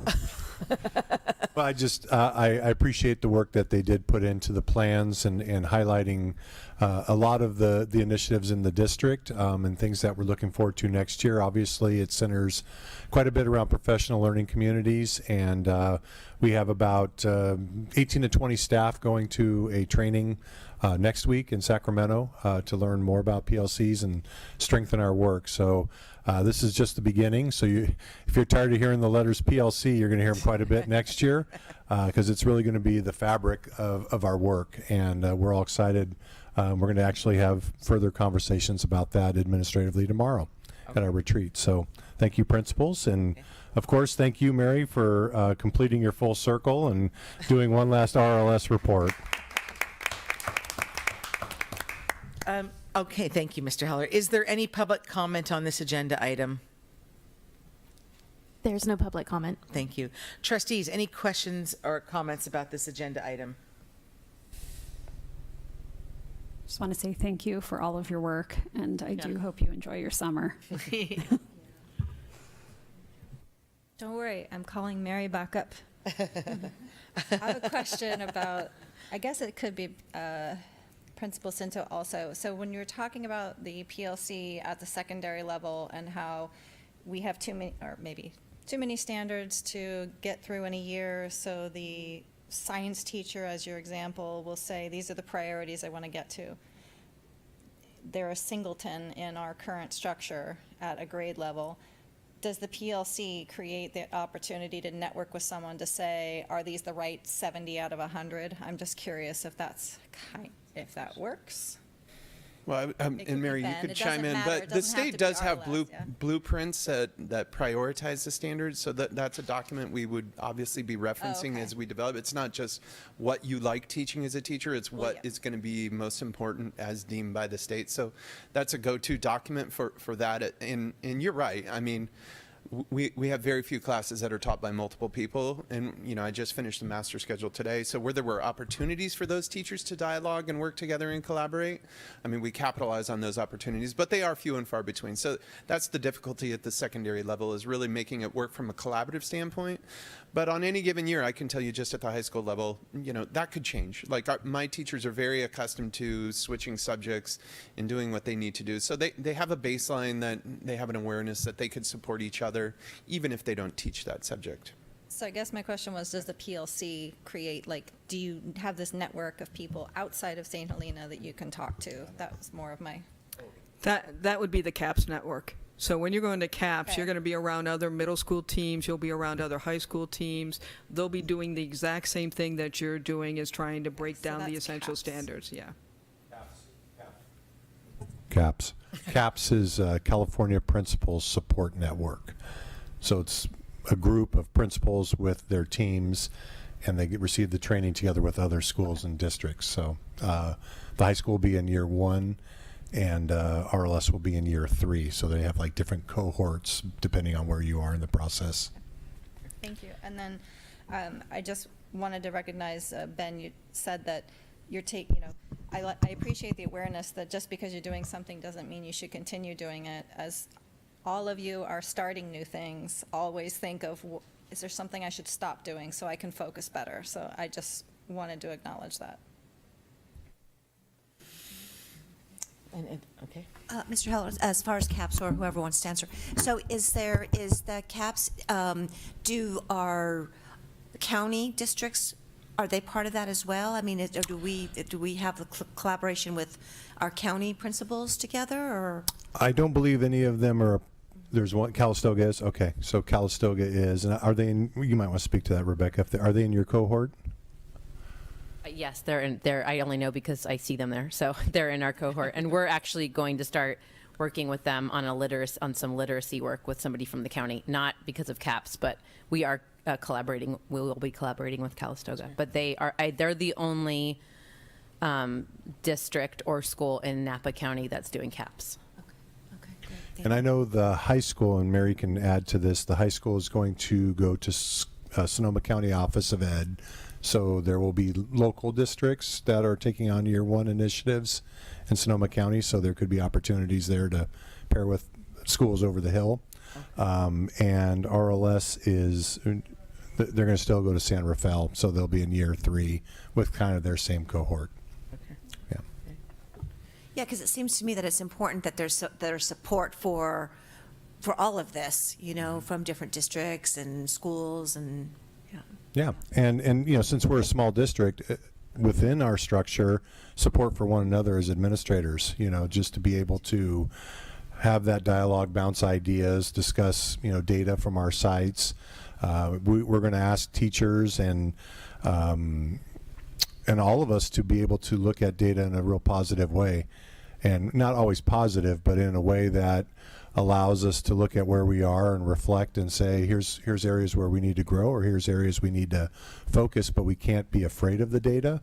We have to use the data in a manner that's going to move our district forward. And, that's easy to say, and we just have to get over a lot of the stereotypes and perceptions, and I think we need to model that as an administrative team, and as I foreshadowed, we're going to work on that tomorrow in our administrative retreat right in here. That's okay. I'm just going to add one caveat, is that when we're saying that we're determining essential standards, this has been around for a long time. There's a lot of examples out there. When you're looking at standards base and smarter balance, states are looking at the same standards, and so there's a lot of templates out there. There's a lot of documentation. We have looked and done essential standards before. Many years ago. We're coming back to that. What are we looking at now? And exactly what Mr. Cinto stated, there is a blueprint. There's a testing blueprint that we utilize in reference to the state test score, but it also breaks down because the state test, the Smarter Balanced, was a nationwide test that was developed by experts for what kids should know in a particular grade level, and then they broke it down to what are the main ones that they really need to know, and then the secondary and tertiary standards. So this is not new. We're just getting back around and determining how are we evaluating that our kids, first of all, these are the essentials for us, and how are we evaluating that they're meeting these essential standards. Okay. So it's just coming back around. Okay. It's not like this is all brand new and then we're just pulling out of the air the standards. Okay. I just wanted to, sorry. Sorry, I could just speak quickly to one more thing about Jeannie's question, or sorry, Director Kerr's question. I'm too informal. Is that's the beauty of the CAPS network, is that anything you need, first of all, you always share. You have an action plan, and that gets shared with everyone. It's an electronic file that you can look at any school's action plan, and then they highlight different teams, like what did you work on? But then you can just put a question out to the facilitator. Like, for example, I wanted a tool for teachers to have conversations around reading groups. And so she just put that out to all the schools in the network. Does anyone have this? Or I'm looking for assessments on this. And she always says the best teachers are steal things, the best educator. We shouldn't have to reinvent the wheel. So that's also part of it, is getting those resources and tools from other schools that have already developed them, so we don't have to do it. Okay. And I was just going to chime in and give you my thanks. And in reading those written reports over the last few days, it's a big list. It's a lot of work, and I want to just commend everybody, because I was reading those and I thought, oh my God, I'm exhausted. I mean, it's a lot going in every day for all of our students, and I just really wanted to acknowledge that and to thank you for leading your teams on your sites for doing that, because we don't do it day to day, but we know that you are, and we're just very grateful for that. And I also just wanted to add on something on the PLC, that we were lucky enough to be invited into PLCs at the primary school. At least that's where I attended. And you said something, Rebecca, that resonated, that when the teacher says, oh, I really like what you did there, I heard that conversation firsthand. And it was like, oh, I really like, yeah, remind me what you did about that again, because I want to bring it. And it was like, an energy was infused in that conversation. Nobody was threatened. Nobody was challenged. It was like, that worked. Let's bring it over here. So I think those can only make everybody a better teacher for our students. So thank you so very much, everybody. Any other questions or comments? Yeah, I hope you don't have to write a report like that again for us to October. Okay, so get a little bit of time, but thank you very, very much. Okay. We're going to take a 10-minute, we'll come back at 8 o'clock and take a little bit of a comfort break, and we'll be right back at 8. Thank you.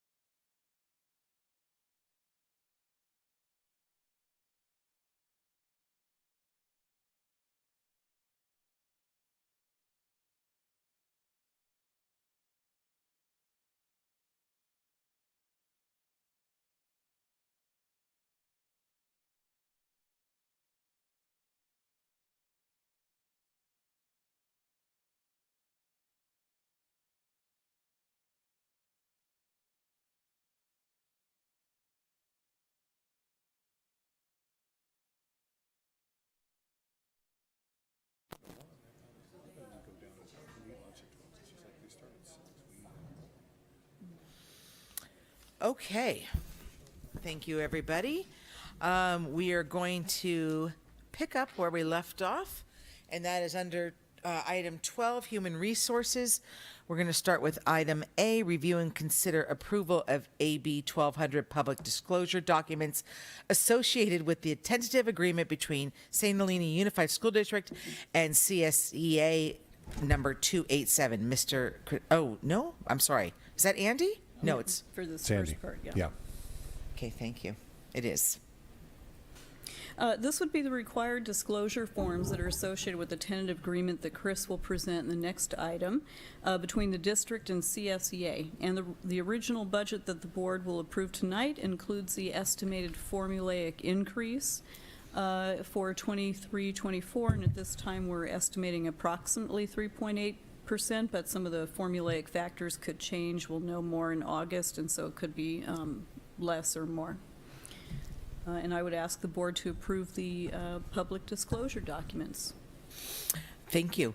Is there anyone participating via Zoom or present who wishes to publicly comment on this agenda item?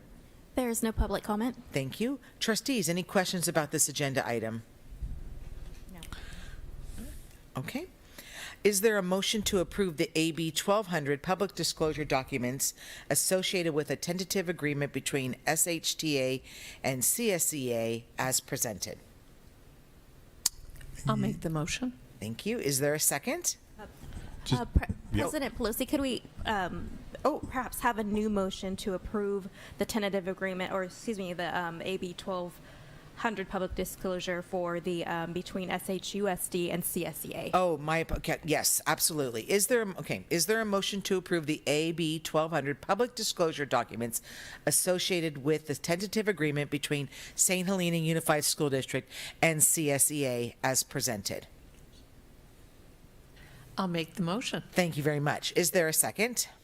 I'll second. Ms. Madrigal will conduct a roll call vote, please. Trustee Wolf? Aye. Trustee Mora? Aye. Trustee Simon? Aye. Trustee Kerr? Aye. President Pelosi? Aye. Motion carried. Item 12B is the consideration of approval of the tentative agreement with CSEA Chapter 287 for the period of July 1, 2023 to June 30th, 2024. Mr. Heller, please. That is aye. So the district and CSEA Chapter 287 met to negotiate this one-year agreement to close Article 15 wages. This will still need to be ratified by membership next week. So we are doing an approval in good faith that this will pass. And I'd like to thank the membership of the CSEA Chapter 287 that represented their unit members, David Perry, Rita Ortega Vidal, and Brian Clark for stepping up and providing the leadership to get this deal done and brought to the board this evening. Thank you. Is there any public comment on this agenda item? There's no public comment. Thank you. Trustees, any questions about this agenda item? No. Is there a motion to approve the tentative agreement with CSEA Chapter 287 for the period of July 1st, 2023 through June 30th, 2024 as presented? I'll make that motion. Is there a second? I will second. Ms. Madrigal will conduct a roll call vote, please. Trustee Wolf? Aye. Trustee Mora? Aye. Trustee Simon? Aye. Trustee Kerr? Aye. President Pelosi? Aye. Motion carried. 12C, review and consider approval of AB 1200 public disclosure documents associated with the meet and confer process between St. Helena Unified School District and unrepresented groups, certificated, classified, management, and confidential employees. Andy Stubbs, please. Thank you. And this would be the same public disclosure documents that you saw during the earlier item. However, this document is aligned with the meet and confer process with those groups. And so it does include that same formulaic percentage increase estimated in the budget. It also includes the addition of 2 steps on the certificated management salary schedule and an increase to the mileage stipend for 2 positions on the classified management salary schedule.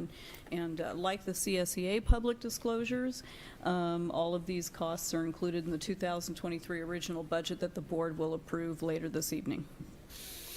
Thank you. Is there any public comment on this agenda item? There's no public comment. Trustees, any questions about this agenda item? No? Okay. Is there a motion to approve the AB 1200 public disclosure documents associated with the meet and confer process between St. Helena Unified School District and unrepresented groups, certificated, classified management, and confidential employees as presented? I'll make that motion. Is there a second? I'll second. Ms. Madrigal will conduct a roll call vote. Trustee Wolf? Aye. Trustee Mora? Aye. Trustee Simon? Aye. Trustee Kerr? Aye. President Pelosi? Aye. Motion carried. There's just some mouthfuls of motions going on in there. Item 12D is to review and consider approval of a revised classified management salary schedule for 2023-24. Andy Stubbs, please. Thank you. And this would be the actual salary schedule. It represents the changes that we discussed before. It includes the reduction in the number of work days for the positions listed from 225 to 224 days to align with the work calendars for executive cabinet and the superintendent. And then additionally, it increases the mileage stipend paid to the Director of Technology and Information Systems and also for the Director of Food Services. And no other changes to the classified management salary schedule are proposed at this time. Thank you. Is there any public comment on this agenda item? There's no public comment. Trustees, any questions about this agenda item? No. From me. Just clarification that the car allowance is an annual amount, correct? Yes. Okay, thank you. Anyone else? Questions? Okay. Is there a motion to approve the revised classified management salary schedule for 2023-24 as presented? I'll make that motion. Is there a second? I'll second. Ms. Madrigal will conduct a roll call vote, please. Trustee Wolf? Aye. Trustee Mora? Aye. Trustee Simon? Aye. Trustee Kerr? Aye. President Pelosi? Aye. Motion carried. 12E, yes, is review and consider approval of a revised certificated management salary schedule for 23-24.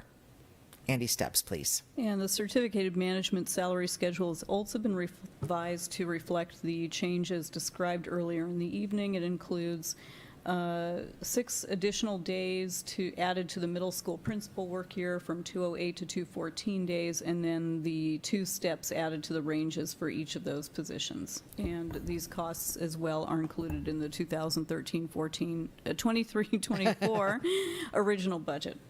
Thank you. Any public comment on this agenda item? There is no public comment. Thank you. Trustees, any questions about this agenda item? No. I actually just had a question on the number 2 in there. Adding the steps, one of the justifications was to support recruitment and retention. I've been at the district for 5 years, but do we have a problem with recruitment and retention right now that I'm not aware of? No, not currently. However, one factor would be it's often considered good practice to try to support and promote from within, and the way the salary schedule is set up currently in alignment with our teacher salary schedule, it doesn't really do that currently, but this would certainly help with that endeavor. Okay. Thank you. Okay. Thank you. Okay. Anybody else? No? Okay. Is there a motion to approve the revised certificated management salary schedule for 2023-24 as presented? I'll make that motion. Is there a second? I'll second. Ms. Madrigal will conduct a roll call vote, please. Trustee Wolf? Aye. Trustee Mora? Aye. Trustee Simon? Aye. Trustee Kerr? Aye. President Pelosi? Aye. Motion carried.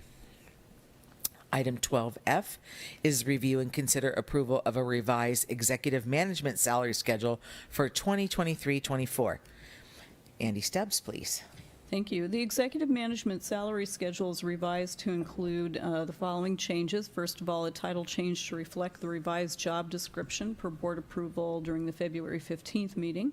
Additionally, 2 additional vacation days have been added to align with the new job description and with other contracts, and then adding the 2 steps to the ranges for each of those 2 positions to align with the steps added to the certificated management salary schedule. And then to increase the compensation for the assistant superintendent position to reflect added responsibilities as outlined in the job description that was board approved. And so all of these costs as well have been included in the 23-24 original budget. Thank you. Is there any public comment on this agenda item? There's no public comment. Thank you. Trustees, questions about this agenda item? No? Okay, thank you. Is there a motion to approve the revised executive management salary schedule for 2023-24 as presented? Oh, I'll make that motion. I'm sorry, excuse me. I know, it's exciting. I'll make the motion. Thank you. Is there a second? Second. Okay, thank you. Ms. Madrigal will conduct a roll call vote. Trustee Wolf. Aye. Trustee Mora. Aye. Trustee Simon. Aye. Trustee Kerr. Aye. President Pelosi. Aye, motion carried. Okay, 12G. Okay, so this is, oral recommendation regarding salary and or fringe benefits for Christopher James Heller, Assistant Superintendent. So I have a little bit to read here. Just for everybody's benefit, just so you know. At tonight's regularly scheduled board meeting, the governing board is asked to approve a revised employment contract for the superintendent, Christopher James Heller, effective July 1, 2023. For the purposes of full transparency, I will provide an oral summary of the salary and compensation for the assistant superintendent prior to the board taking action to approve the contract. Effective July 1, 2023, the district shall pay the assistant superintendent an annual salary of $249,218. This represents placement at step 7 on the board-approved salary schedule for executive cabinet positions. The assistant superintendent shall also be entitled to all benefits, bonuses, salary schedule, and formula adjustments allocated to other district management staff during the 2023-24 school year. Effective July 1, 2024, the district shall pay the assistant superintendent an annual salary of $555, but in parentheses the amount says $554. Just catching that right now. So this, it's a dollar difference. I don't know how that needs to be handled. This represents placement at step 8 of the board-approved salary schedule for executive cabinet positions. I'm assuming that maybe the written would supersede the dollar amount written down. Correct? Okay, thank you. The assistant superintendent shall also be entitled to all benefits, bonuses, salary schedule, and formula adjustments allocated to other district management staff during the 2024 and 25 and 2025-26 school years. Okay. That's just the oral recommendation. Item 12H is review and consider approval of an 11th contract amendment for Christopher James Heller, Chief Academic Human Resources Officer, which actually should probably say Assistant Superintendent. Sorry, I'm sorry to be somewhat just kind of relegated to reading what's in front of me, but I'm just catching that. And it does say for the benefit of those watching, on the attachment, it is listed correctly as Assistant Superintendent. Yes. So, Mr. Ruben Aurelio. Erica, Ms. Madrigal, you? Okay, all right. Oh, my turn. Yes, your turn. My turn. Great. So I'm asking the board to approve this 11th amendment for Christopher J. Heller as Assistant Superintendent for St. Helena Unified School District. Great. Thank you so much. Is there any public comment on this agenda item? There's no public comment. Thank you. Trustees, any questions about this agenda item? No. Okay.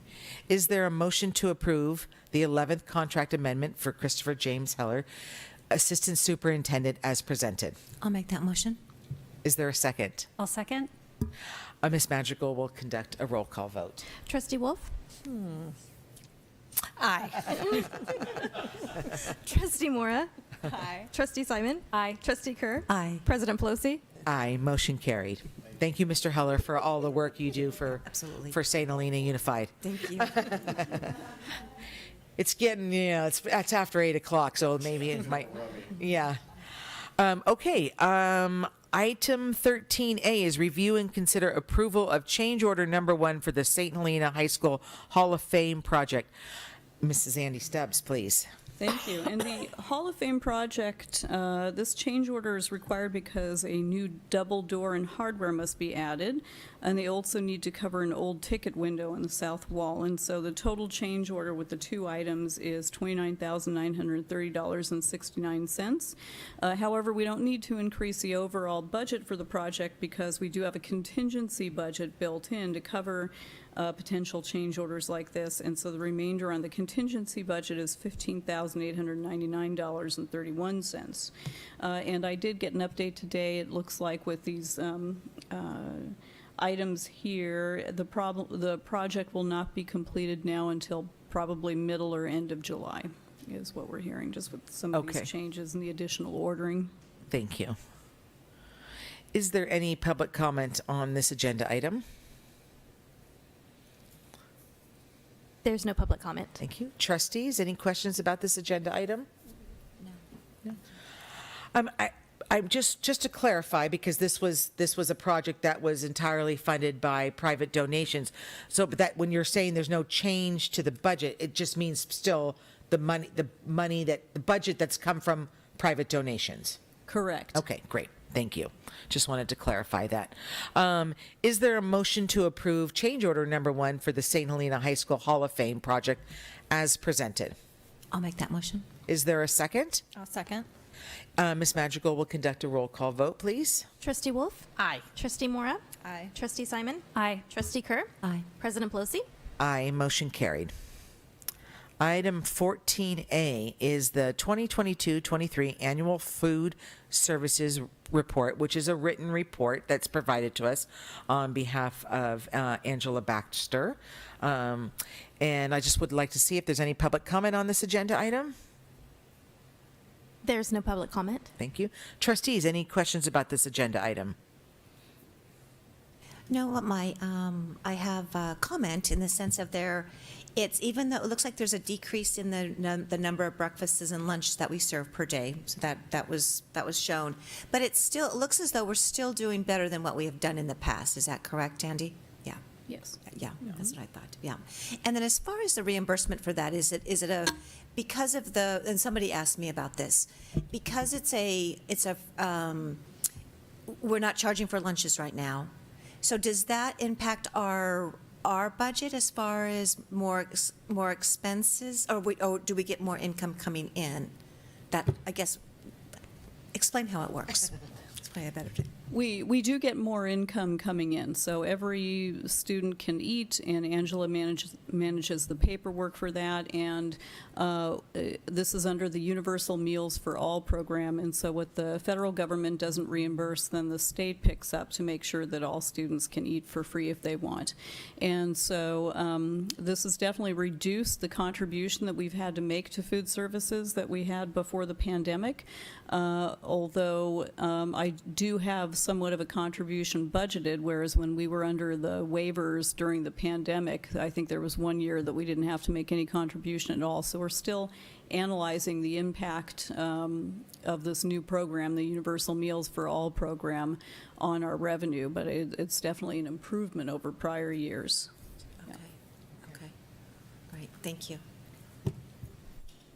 And I just wanted to commend Angela Baxter and her staff, because they obviously continue, as she noted in her report, their challenges with supply chain. It's also trying to appeal to the masses and their taste, and it sounds like they're always trying to think outside the box and keep healthy options for our students. So thank you very much to Angela and her team. Anybody else? No? Okay. All right, we're going to move on to 14B, which is the Business Operations Department. It's a quarterly update, also a written report. Is there any public comment on this agenda item?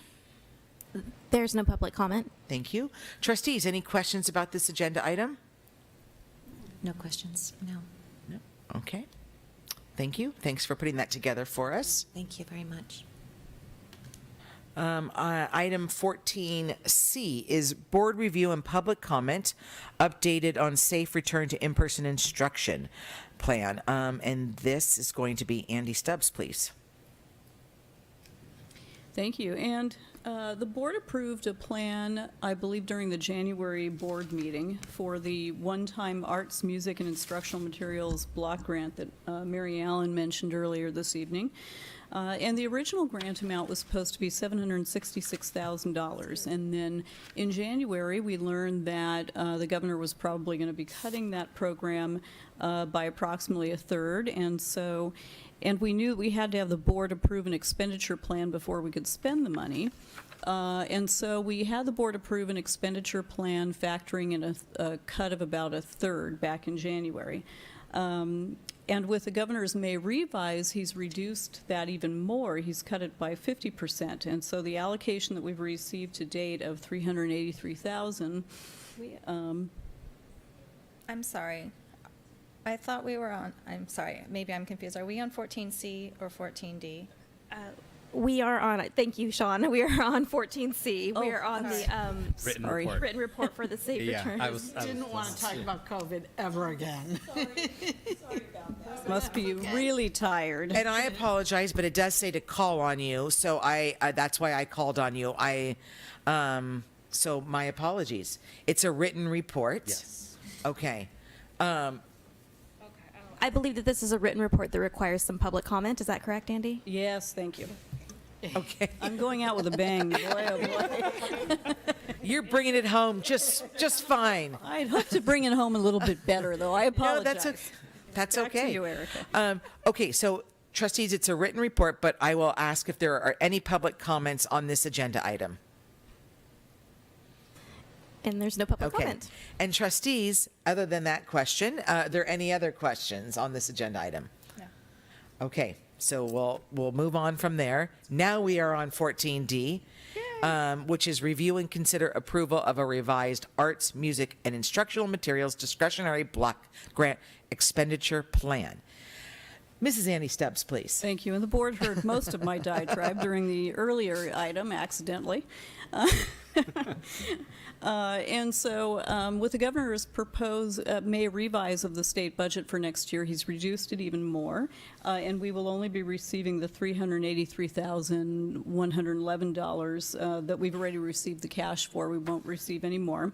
And even though the board is not required to approve a revised plan, I thought that with this difference, it would be a good idea to bring it back to the board. And you can see some of the detail, too, in that agenda item of what we have allocated expenditures for. And fortunately, when we believed we were receiving approximately $489,000, about $100,000 of that was earmarked for math and then world language instructional materials. Thinking that we would alleviate our regular textbook budget using this funding. And then if we identified more appropriate expenses, we would go ahead and hold the other budgets to cover that and then shift back over to those other budgets so that we could purchase other things if it came up.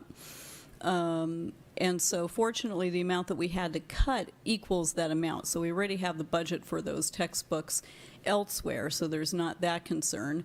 And then there was $6,000 that we'd earmarked for social emotional learning, and we've just shifted that over to other restricted resources as well. So there's no real impact with this change, fortunately. And so with that, I would ask the board to consider reapproval of this expenditure plan. Thank you. Is there any public comment on this agenda item? There's no public comment. Trustees, any questions about this agenda item? I don't have a question, but one of the things that I saw in our consent agenda was fundraising for band and choir. So this is not, I don't have a question about this plan, but I know the dollar amount dropped dramatically. Dramatically and drastically. That's a good It's word, just though. helping you out, right? That's right. Good work. All here to help. I guess I wanted to ask if there were a way, I guess this would be for Ruben, to look at if we can not do fundraising and find somewhere else in the budget. I don't know how much the fundraising amount is, but I think for district-wide, I don't think there are any other areas that do fundraising for school trips, in-school trips. I just wanted to ask. I'm not asking for an answer, but that was it. And I thank you for the updated amount, because I do think there was this expectation of, oh, wow, we've got a lot, and nobody probably knows how much the budget was cut for this, so thank you for that.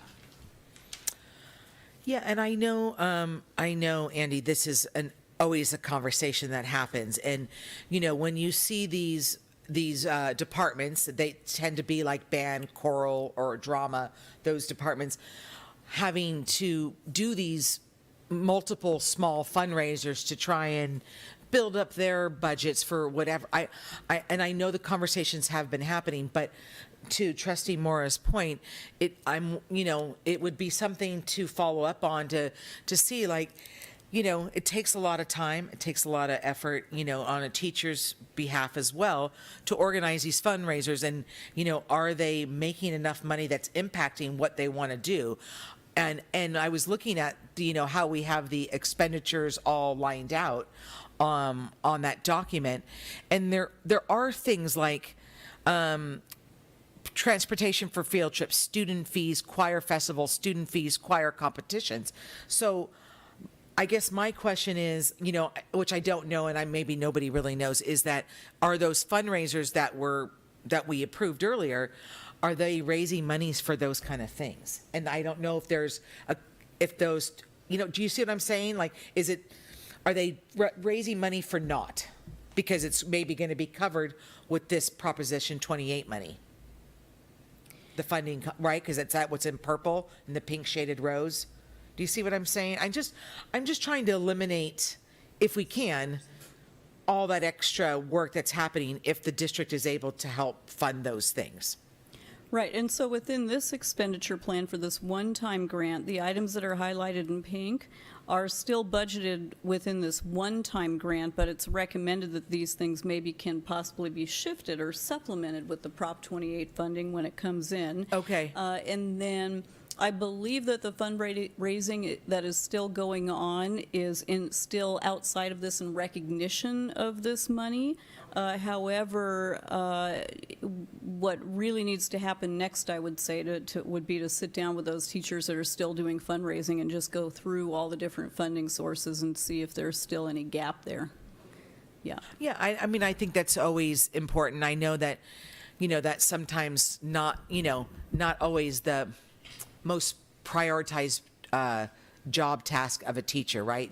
They just want to be able to provide opportunities and experiences for their students.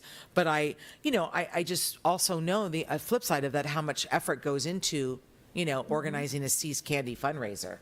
And with something like this, and I also realize, Andy, that this is one-time money, so doesn't necessarily solve the problem in the long run either. All right, I think that I've said what I need to say. I've dramatically concluded my comments. Okay, trustees, any other questions about that? Okay. Is there a motion to approve the Arts, Music, and Instructional Materials Discretionary Block Grant Expenditure Plan as presented? I'll make that motion. Is there a second? I'll second. Ms. Madrigal will conduct a roll call vote. Trustee Wolf? Aye. Trustee Mora? Aye. Trustee Simon? Aye. Trustee Kerr? Aye. President Pelosi? Aye. Motion carried. 14E is review and consider approval of the 2023-24 original budget. Mrs. Andy Stubbs, please. You want me to do that quicker? No, I don't need.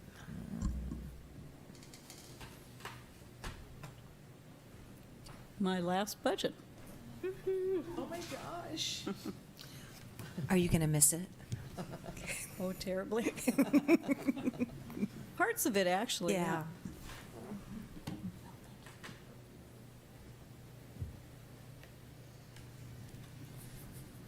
Do you want a little Chariots of Fire music to go with it? When you- Huh, the clicker's not. Got you the one that didn't work. It's the joke. It's the joke clicker. As if this evening couldn't go any better. Erica, would you advance the slides for me one last time? Oh.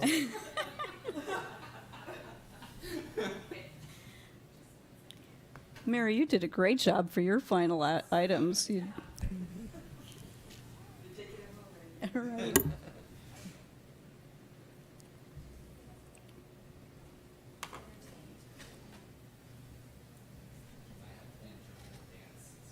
Oh, well, I could, I could do that.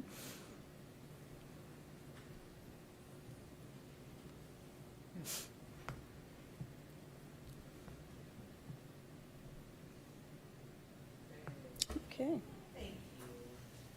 Team. It works now. Okay, Oh, it works okay. now. It wasn't a joke. It works. All right, okay, that is Bring the us on. first slide, I think, okay. Okay, so the first few slides here show the changes since the May revision. And so actually, we've gone through the budget all over again, really, since we're developing it for the May revision, just to make sure we got any final adjustments in there prior to final board approval. And so the dollar figures that you see in green represent new revenue that was not included in the May revise, and then the purple font numbers represent new expenses that were not in the May revise. So what would be most notable here would be we did receive $264,662 in new kitchen infrastructure and training funds for the project period going through June 30th, 2025, and we still have about $25,000 left in previous infrastructure funding. And so I actually had a nice meeting with the incoming CBO, Kay Bang, and Angela Baxter yesterday, and we talked about them developing a plan for those new monies.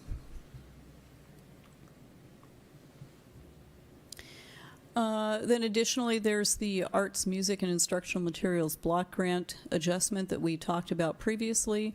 And then we did book, since the May revise, about $112,000 in transportation reimbursement funding. And then another program that was cut with the May revise was the Learning Recovery Block Grant funds, and that was reduced by about 32%. And so in this case, we've received all of the money, and this was unusual for us CBOs across the state to be awarded something, receive the cash, and then the state changes its mind and takes 32% of it back.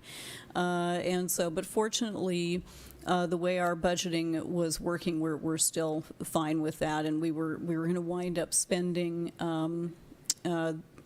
the allocation essentially that we had to spend back. We were going to spend that on other one-time learning recovery expenses that we can shift to some other things.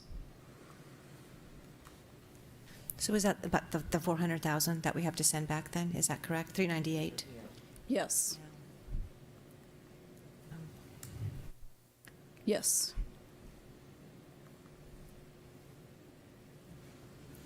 And then a major contract that the board approves each year and will approve later this evening is the one with Up Valley Family Centers. And so we do see an increase in this contract, which we'll talk about later. And mainly the increase includes $20,000 for some ongoing one-time assistance to get the Student Health Center up and running.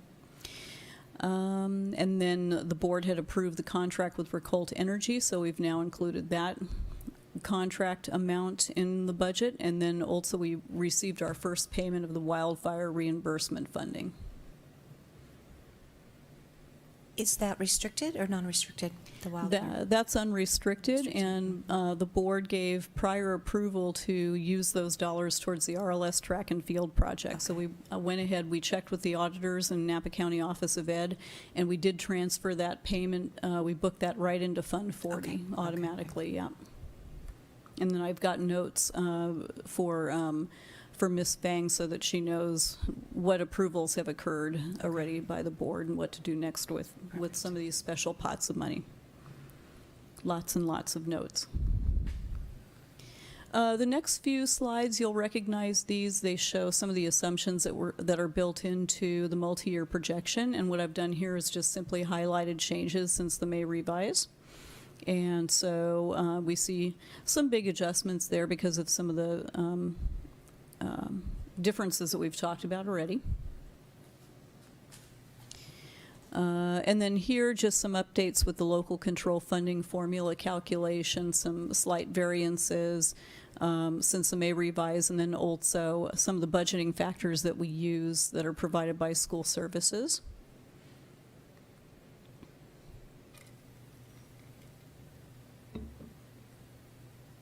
And then here I was pleased to see the projected PERS rates went down a little bit.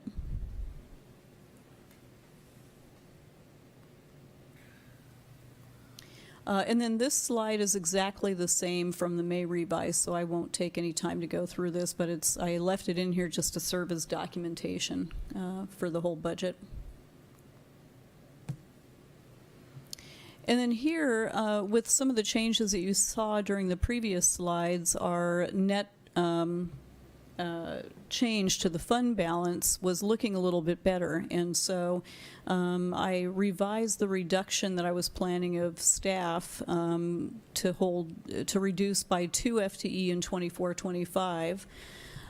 Based on what we're seeing with enrollment projections, but then I don't have a reduction of staff in 25-26, so there's a little typo in there. I do not have a reduction of staff built in 25-26. It will still be very appropriate to look at staffing, and that's something that needs to be done every year, no matter what the budget, and so staff will be doing that, but they can make those decisions as they review the information. Are we allowed to ask questions during, or do we wait? Okay. Good. This slide, so the arts section at the high school, this is art class. So I know this is a .2, so it's an existing person. Are we having more demand at the high school? Like I'm just trying to understand why this. And so I may have to ask Mary okay. Allen to chime in on that one. It's either going to be a dual enrolled class or an AP class, but I believe it's dual enrollment, so it's going to be an art class that meets the dual enrollment. So we're increasing that. Okay, so existing teacher, but because it's a new class, we have to increase Correct. FTE. Correct. And are we getting rid of a class? Or we're creating new? We're creating because right now they split art teacher at RLS and the high school. So you have 3 sections at one and 2 sections at the other. We need 3 sections at the high school to meet the demand and also to put in another dual enrolled class, which is college prep. A dual enroll art class. Okay, great. Thank you. Mm-hmm. And sorry, the highlighted part at the bottom, the net reduction FTEs. So this is across our schools? Yes. It's an unknown, but we're assuming a net reduction in the budget. Correct. In certificated staff. Okay. Yes. Thank you.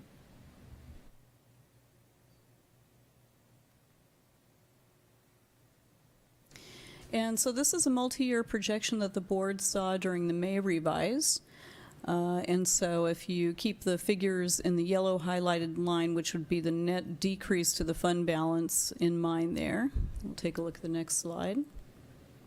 Oops. And so you can see that our projected increase or decrease to the fund balance is improved with all the changes that were discussed previously. So we now have a small projected surplus in 2023-24, and then a modest deficit in the 2 out years. And however, I feel that those can be pretty easily mitigated. There's going to be lots of changes between now and the first interim report that comes to the board in December. And for example, I budgeted very conservatively for the contribution to food services, and it may not have to be that high. That's one factor. And then this does include an estimate on the salary increases that will be applied by virtue of the formula, and we'll know more about that in August. And then finally, a word about multi-year projections. It's always a good reminder. This slide comes from the May revised workshop that School Services of California put on. And so I thought it might be worth it to include it here. And so multi-year projections are the results of all those things that you see there in the green, and they can be very useful to help the board and staff make decisions about upcoming years to help to ensure effective use of resources and ensure that the district remains in fiscal solvency. But it's important to remember that the multi-year projection is not a crystal ball, and it shouldn't be used as a measuring stick for wrongness, because it's always based on kind of a snapshot in time, and nor should it be used really as a prediction or a forecast. And then this is a required reserve statement, and there's been no change since the May revise, with the exception of some of the bottom line figures there, of course, changed because we had some differences in revenue and expenditures, but all the set-asides are still the same. And then with regard to next steps, this is very similar to what you saw in May, and I've got notes for Kay when she comes in that she'll be taking a look at the new Prop 28 dollars. So we'll be learning more about that funding and the guidelines and the actual allocation after the state budget is finalized. And so she'll be shifting the cost of that additional ART FTE to that funding source when it's in place. And then we will be receiving about $24,000 for the Cultural Enrichment Experience Grant for the high school seniors.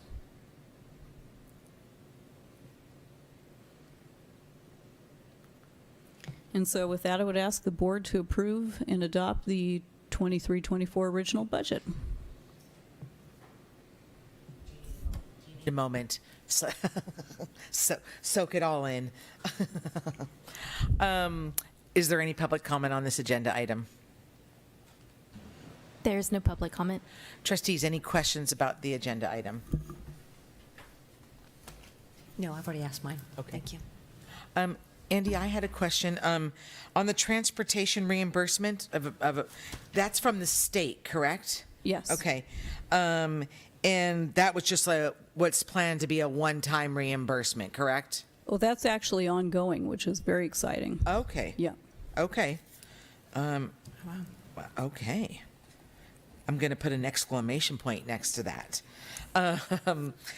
And on food services, and I don't read in the May revise. There really wasn't a lot. But do you anticipate? I know, no crystal balls really. But do you think the governor's going to and the state's going to switch tactics, and all of a sudden, like in a year from now, no more lunch covered for everybody? That would be awfully hard to pull back. I don't anticipate that. Okay. And neither do my colleagues. Yeah, okay, great.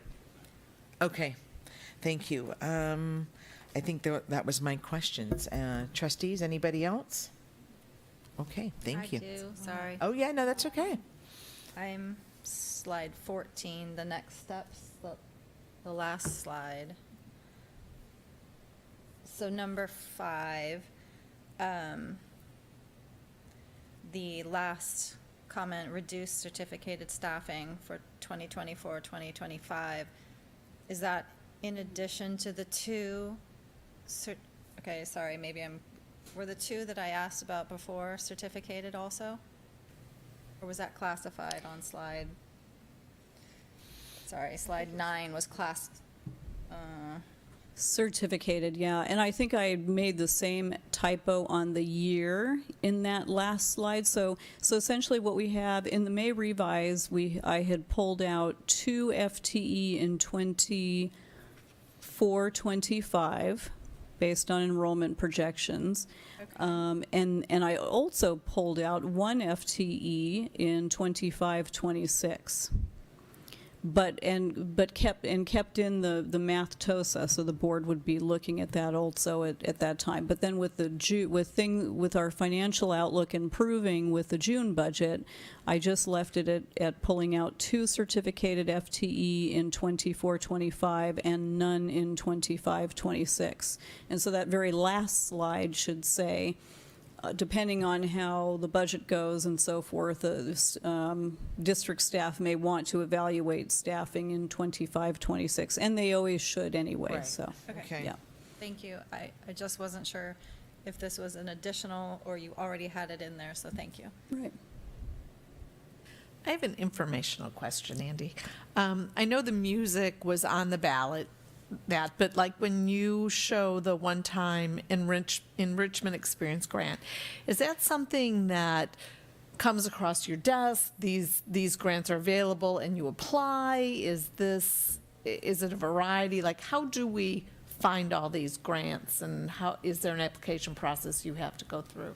That's a really good question. This particular grant and most of the money that we're talking about is approved in the governor's budget for the subsequent year, and most of these are non-competitive, so we don't have to apply. And then we are told about this information it's presented in the state's budget, and then we're shared that information through our different resources in the County Office of Ed. Sometimes there are some competitive grants that we do apply for, but there's no competitive grants right now that we are applying for.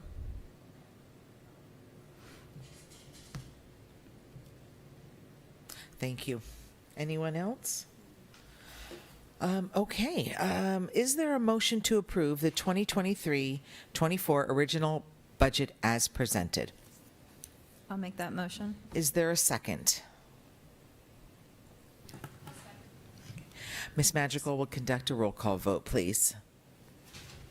Trustee Wolf? Aye. Trustee Moore? Aye. Trustee Simon? Aye. Trustee Kerr? Aye. President Pelosi? Aye. Motion carried. Andy, thank you. As always. I mean, it doesn't, two small words that doesn't always encompass what you provide for us in your presentations and making it so easy for us to understand. Thank you. Thank you. Item 14F is contracts over $25,000 for June 2023. Ms. Sandy Stubbs, please. Thank you. We have a few for the board to consider this evening. The first is with Rosemary Appel, and this is a routine expense that we've had for the past few years. The next would be the agreement with Up Valley Family Centers, which we discussed earlier, and we do see an increase in this contract from approximately $240,000, if I recall, to about $220,000 to $288,000. And so we have increased the rate for services to be competitive with other entities out there. And then it also includes the continued support for another year to help develop the Student Health and Wellness Center. And then additionally, we are adding 2 programs, the student social groups and a volunteer tutoring program, and so that's contributed to the increased cost. However, we have so many restricted resources now that we can apply to this contract that we should only need to charge approximately $75,000 to the unrestricted general fund, and in the past we've had to charge a little bit more in terms of a percentage anyway. And then the next 2 agreements are for HVAC units associated with the high school roof project, and they are 2, it's with the same vendor, and the first is for removing and installing the ductwork, and then the second would be for the actual equipment, replacing the actual equipment, and so that would happen in the spring. And then finally we have we have 2 agreements with Dell, and these would be for warranties. Our Director of Technology and Information Systems reviewed how much we've been spending to repair our current laptops and Chromebooks, because sometimes schools in their device replacement plan will just purchase one-year warranties because these devices are almost becoming kind of disposable now. And so we thought that it would be cheapest to not purchase the warranties and just do a one-year warranty and then, replace them as needed. But we did some analysis and determined that it would actually be more cost-effective to go ahead and purchase the warranties, 3 years for the 3 additional years for the laptops, and then 2 additional years for the Chromebooks. And so we'll be able to absorb this in the current budget for technology for 23-24. And then we'll have reduced costs in the out years, so we're paying a little bit more up front, but we're going to be saving money over the next few years for those expenses. Thank you. Is there any public comment on this agenda item? There's no public comment. Trustee, questions about this agenda item? I have questions in the Up Valley Family Center contract. Mm-hmm. So number 2, I guess it's page 2, number 2 for the, yes. So I just wanted to make sure, so the $20,000 for the Health and Wellness Center are supporting the bullets that are just above that in the contract? So financial education, coping skills, drug, alcohol, and then the mental, dental, vision. So I guess I didn't understand why the financial education workshop was within the health and wellness, but maybe that's just a place, a location? No, based on a survey, we had done a survey of the parents at the high school in reference to the health and wellness and what type of education would they like to receive. And they'd like to receive some financial education related to scholarships and college funding and all of that. So not just financial, it's college, sending their son or daughter to school. What's all of the monies that are out there? How do we apply for it? What do we need to do? And it's a service that's not happening with our counselors at the high, I'm sorry, I'm just trying to separate out who's owning what then for that. No, the counselors provide some training on that, but the parents would like additional. So this was when we surveyed what would you like to see in the Health and Wellness Center for additional training. They would like some additional training, specifically our Hispanic parents, on financial literacy around how do I get my son or daughter to college and what's all the funding there. Yes, our counselors do a great job with that, but they can't reach everybody, and they can only do so many of those trainings. Okay. And then, this may also be you, so number 3, providing the student social groups. I guess I'm just trying to understand, so I know we have the 2, I'm going to use the wrong word for their titles, but Claro and Clara. no, folks. I'm actually thinking of like Dana Sabin, so I'm going to use the wrong title for her, but how is this different from what she already is doing within St. Helena Elementary School? Dana is considered not only our counselor, but she's also our behaviorist for the school district that relates to special ed. So if our students have major behavior issues that are special ed, she also has to go in and do a functional analysis. And then also why she's with the elementary and primary school, she is seeing kids, but she's also setting up all of the SEL, socio-emotional, the trauma-informed practices. So she's very busy. She can't reach every single kid. So we have one of our therapists that's scheduled down there, which is Rosa, who does a great job. What this is going to do is allow us to do some support groups for 5th graders, because we saw the need in 5th grade to do some support groups. Up Valley has the capability. We wanted this for a couple of years, but they never had additional staff to do it. They now do. So it's adding capacity to Yes. what we already Correct. have. Thank you. That was it. And I just had a clarifying question on the Up Valley Family Center's agreement. On the summary page, it says the term of the contract is July 1 through June 30th, but on the actual Up Valley MOU, it says that it's for the services for August 1 through July 31. I realize it's just a small semantic, but it is a month. There is a difference there. And then because particularly the July coverage we don't have students in session, what's being utilized in the month of July? Is it just meetings and collaboration? I mean, we're paying for a contract that's, I'm just curious if students are benefiting from the month of July, what's happening in the month of July? I think in the contract summary, I just put July because in the past we've had summer school going into July, and we would continue some services using some of the prior year carryover. So I think I was just, sometimes what I'll put in the contract summary doesn't always exactly match the contract, because I also want to include, final payment and things like that. Yeah. Okay, not a problem. Thank you. I just wanted to get clarification on that. Appreciate that. Trustees, any other questions, comments? No?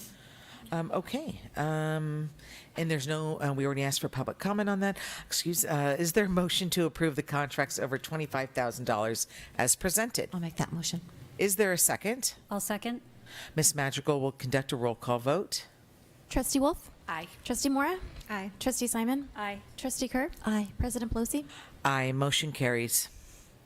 14G, reject all bids for the St. Helena Primary School and High School Paging System Project. Andy, please. Thank you. And the board had approved a contract with CDWG for the paging system equipment at the high school and the primary school.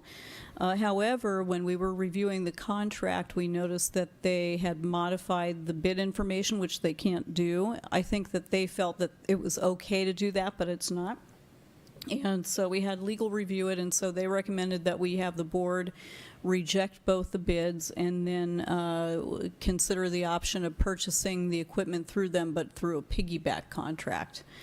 And either that or the board could elect to go with the second highest bidder at a cost of $47,000 more. And so in discussing it with the project team, we determined it would be best to have the board reject both of the bids and then approve a contract purchasing it through with the same company but under a piggyback contract with Irvine, which would be the next agenda item. And so for this item, I would ask the board to approve rejecting the bids for the paging system project. Thank you. Is there any public comment on this agenda item? There's no public comment. Trustees, any questions about this agenda item? A quick question. I know that we've done the piggyback before. So, in it said simply, is it with Irvine because they're also purchasing these systems, and we can kind of like an economies of scale kind of thing? Yes, exactly. Okay. And public contract code allows us to do that. Okay. Yeah. Okay. Anyone else? This isn't with the rest of the bond money that we have, is it? It is actually, okay. Yes. Yes. Okay, thank you. Okay. Is there a motion to reject all bids for the St. Helena Primary School and St. Helena High School Paging System projects as presented? I'll make that motion. Is there a second? I'll second. Ms. Madrigal will conduct a roll call vote, please. Trustee Wolf? Aye. Trustee Mora? Aye. Trustee Simon? Aye. Trustee Kerr? Aye. President Pelosi? Aye. Motion carries. Item H is approve the purchase of the paging system equipment for primary and high school through a piggyback contract. Andy Stubbs, please.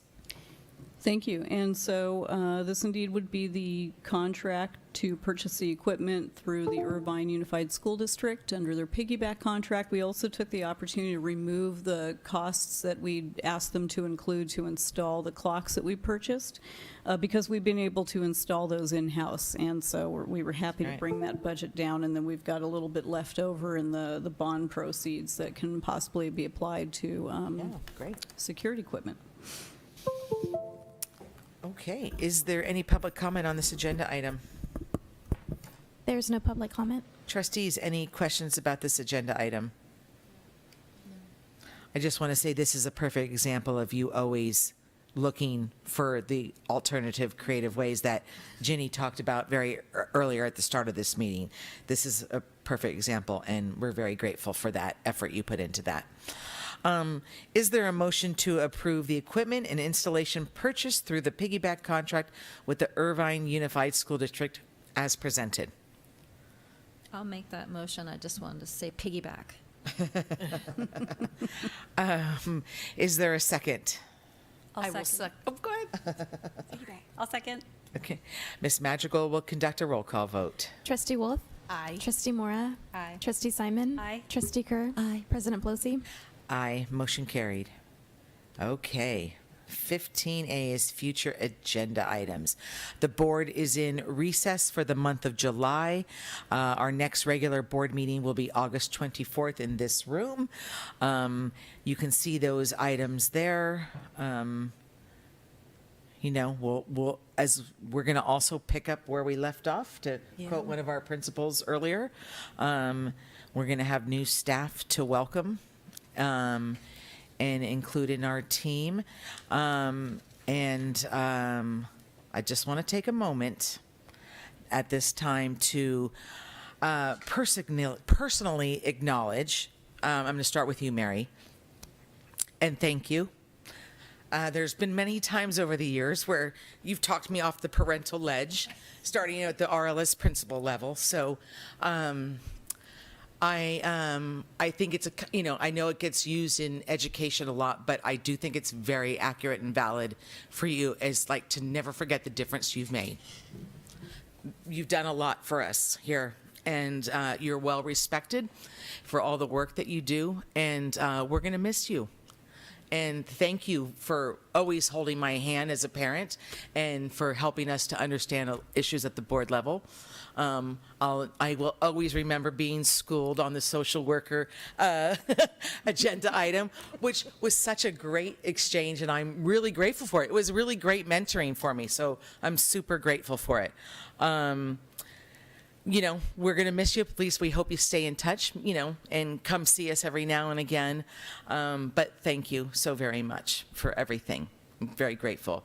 Andy, our numbers wizard, same to you. You have personally taught me so much about, budgets in education that I can't believe what I know now that thanks to you. You've always had the financial interests of this district for sure at the top of your priority, and again, you've done so many creative things, and we're so grateful. So grateful for you always being able to answer questions and just get the work done. And I'm just so grateful. We are truly in great financial shape in this district for a lot of reasons, but you're one of them. And thank you. You will be missed, and we hope you come back and see us too. And I'll pass anybody else who wants to, make some comments. Feel free. Well, it's easy because I can just say ditto to both. I mean, but that's a cop-out. I know. No, thank you both. I have such gratitude for both of everything that you've done. You're both always available for questions. You're here for us. You're understanding. You're patient. You're so knowledgeable and kind, and that's just a couple of the things on my long list of how wonderful you both are. So the best.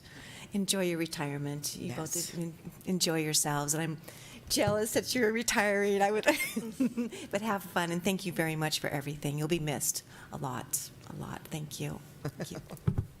Well, I want to go on record, Mary Ellen, because you made a comment about, I looked at that video, I felt old. And while I was watching that video, in my mind, I'm going, she's gorgeous. Your eyes were I'm serious, so blue. And I thought, there's no way I'd let somebody film that close to my face. And and then you got up and said that. I'm like, oh, no, not at all. But other than that, beautiful inside and outside, thank you.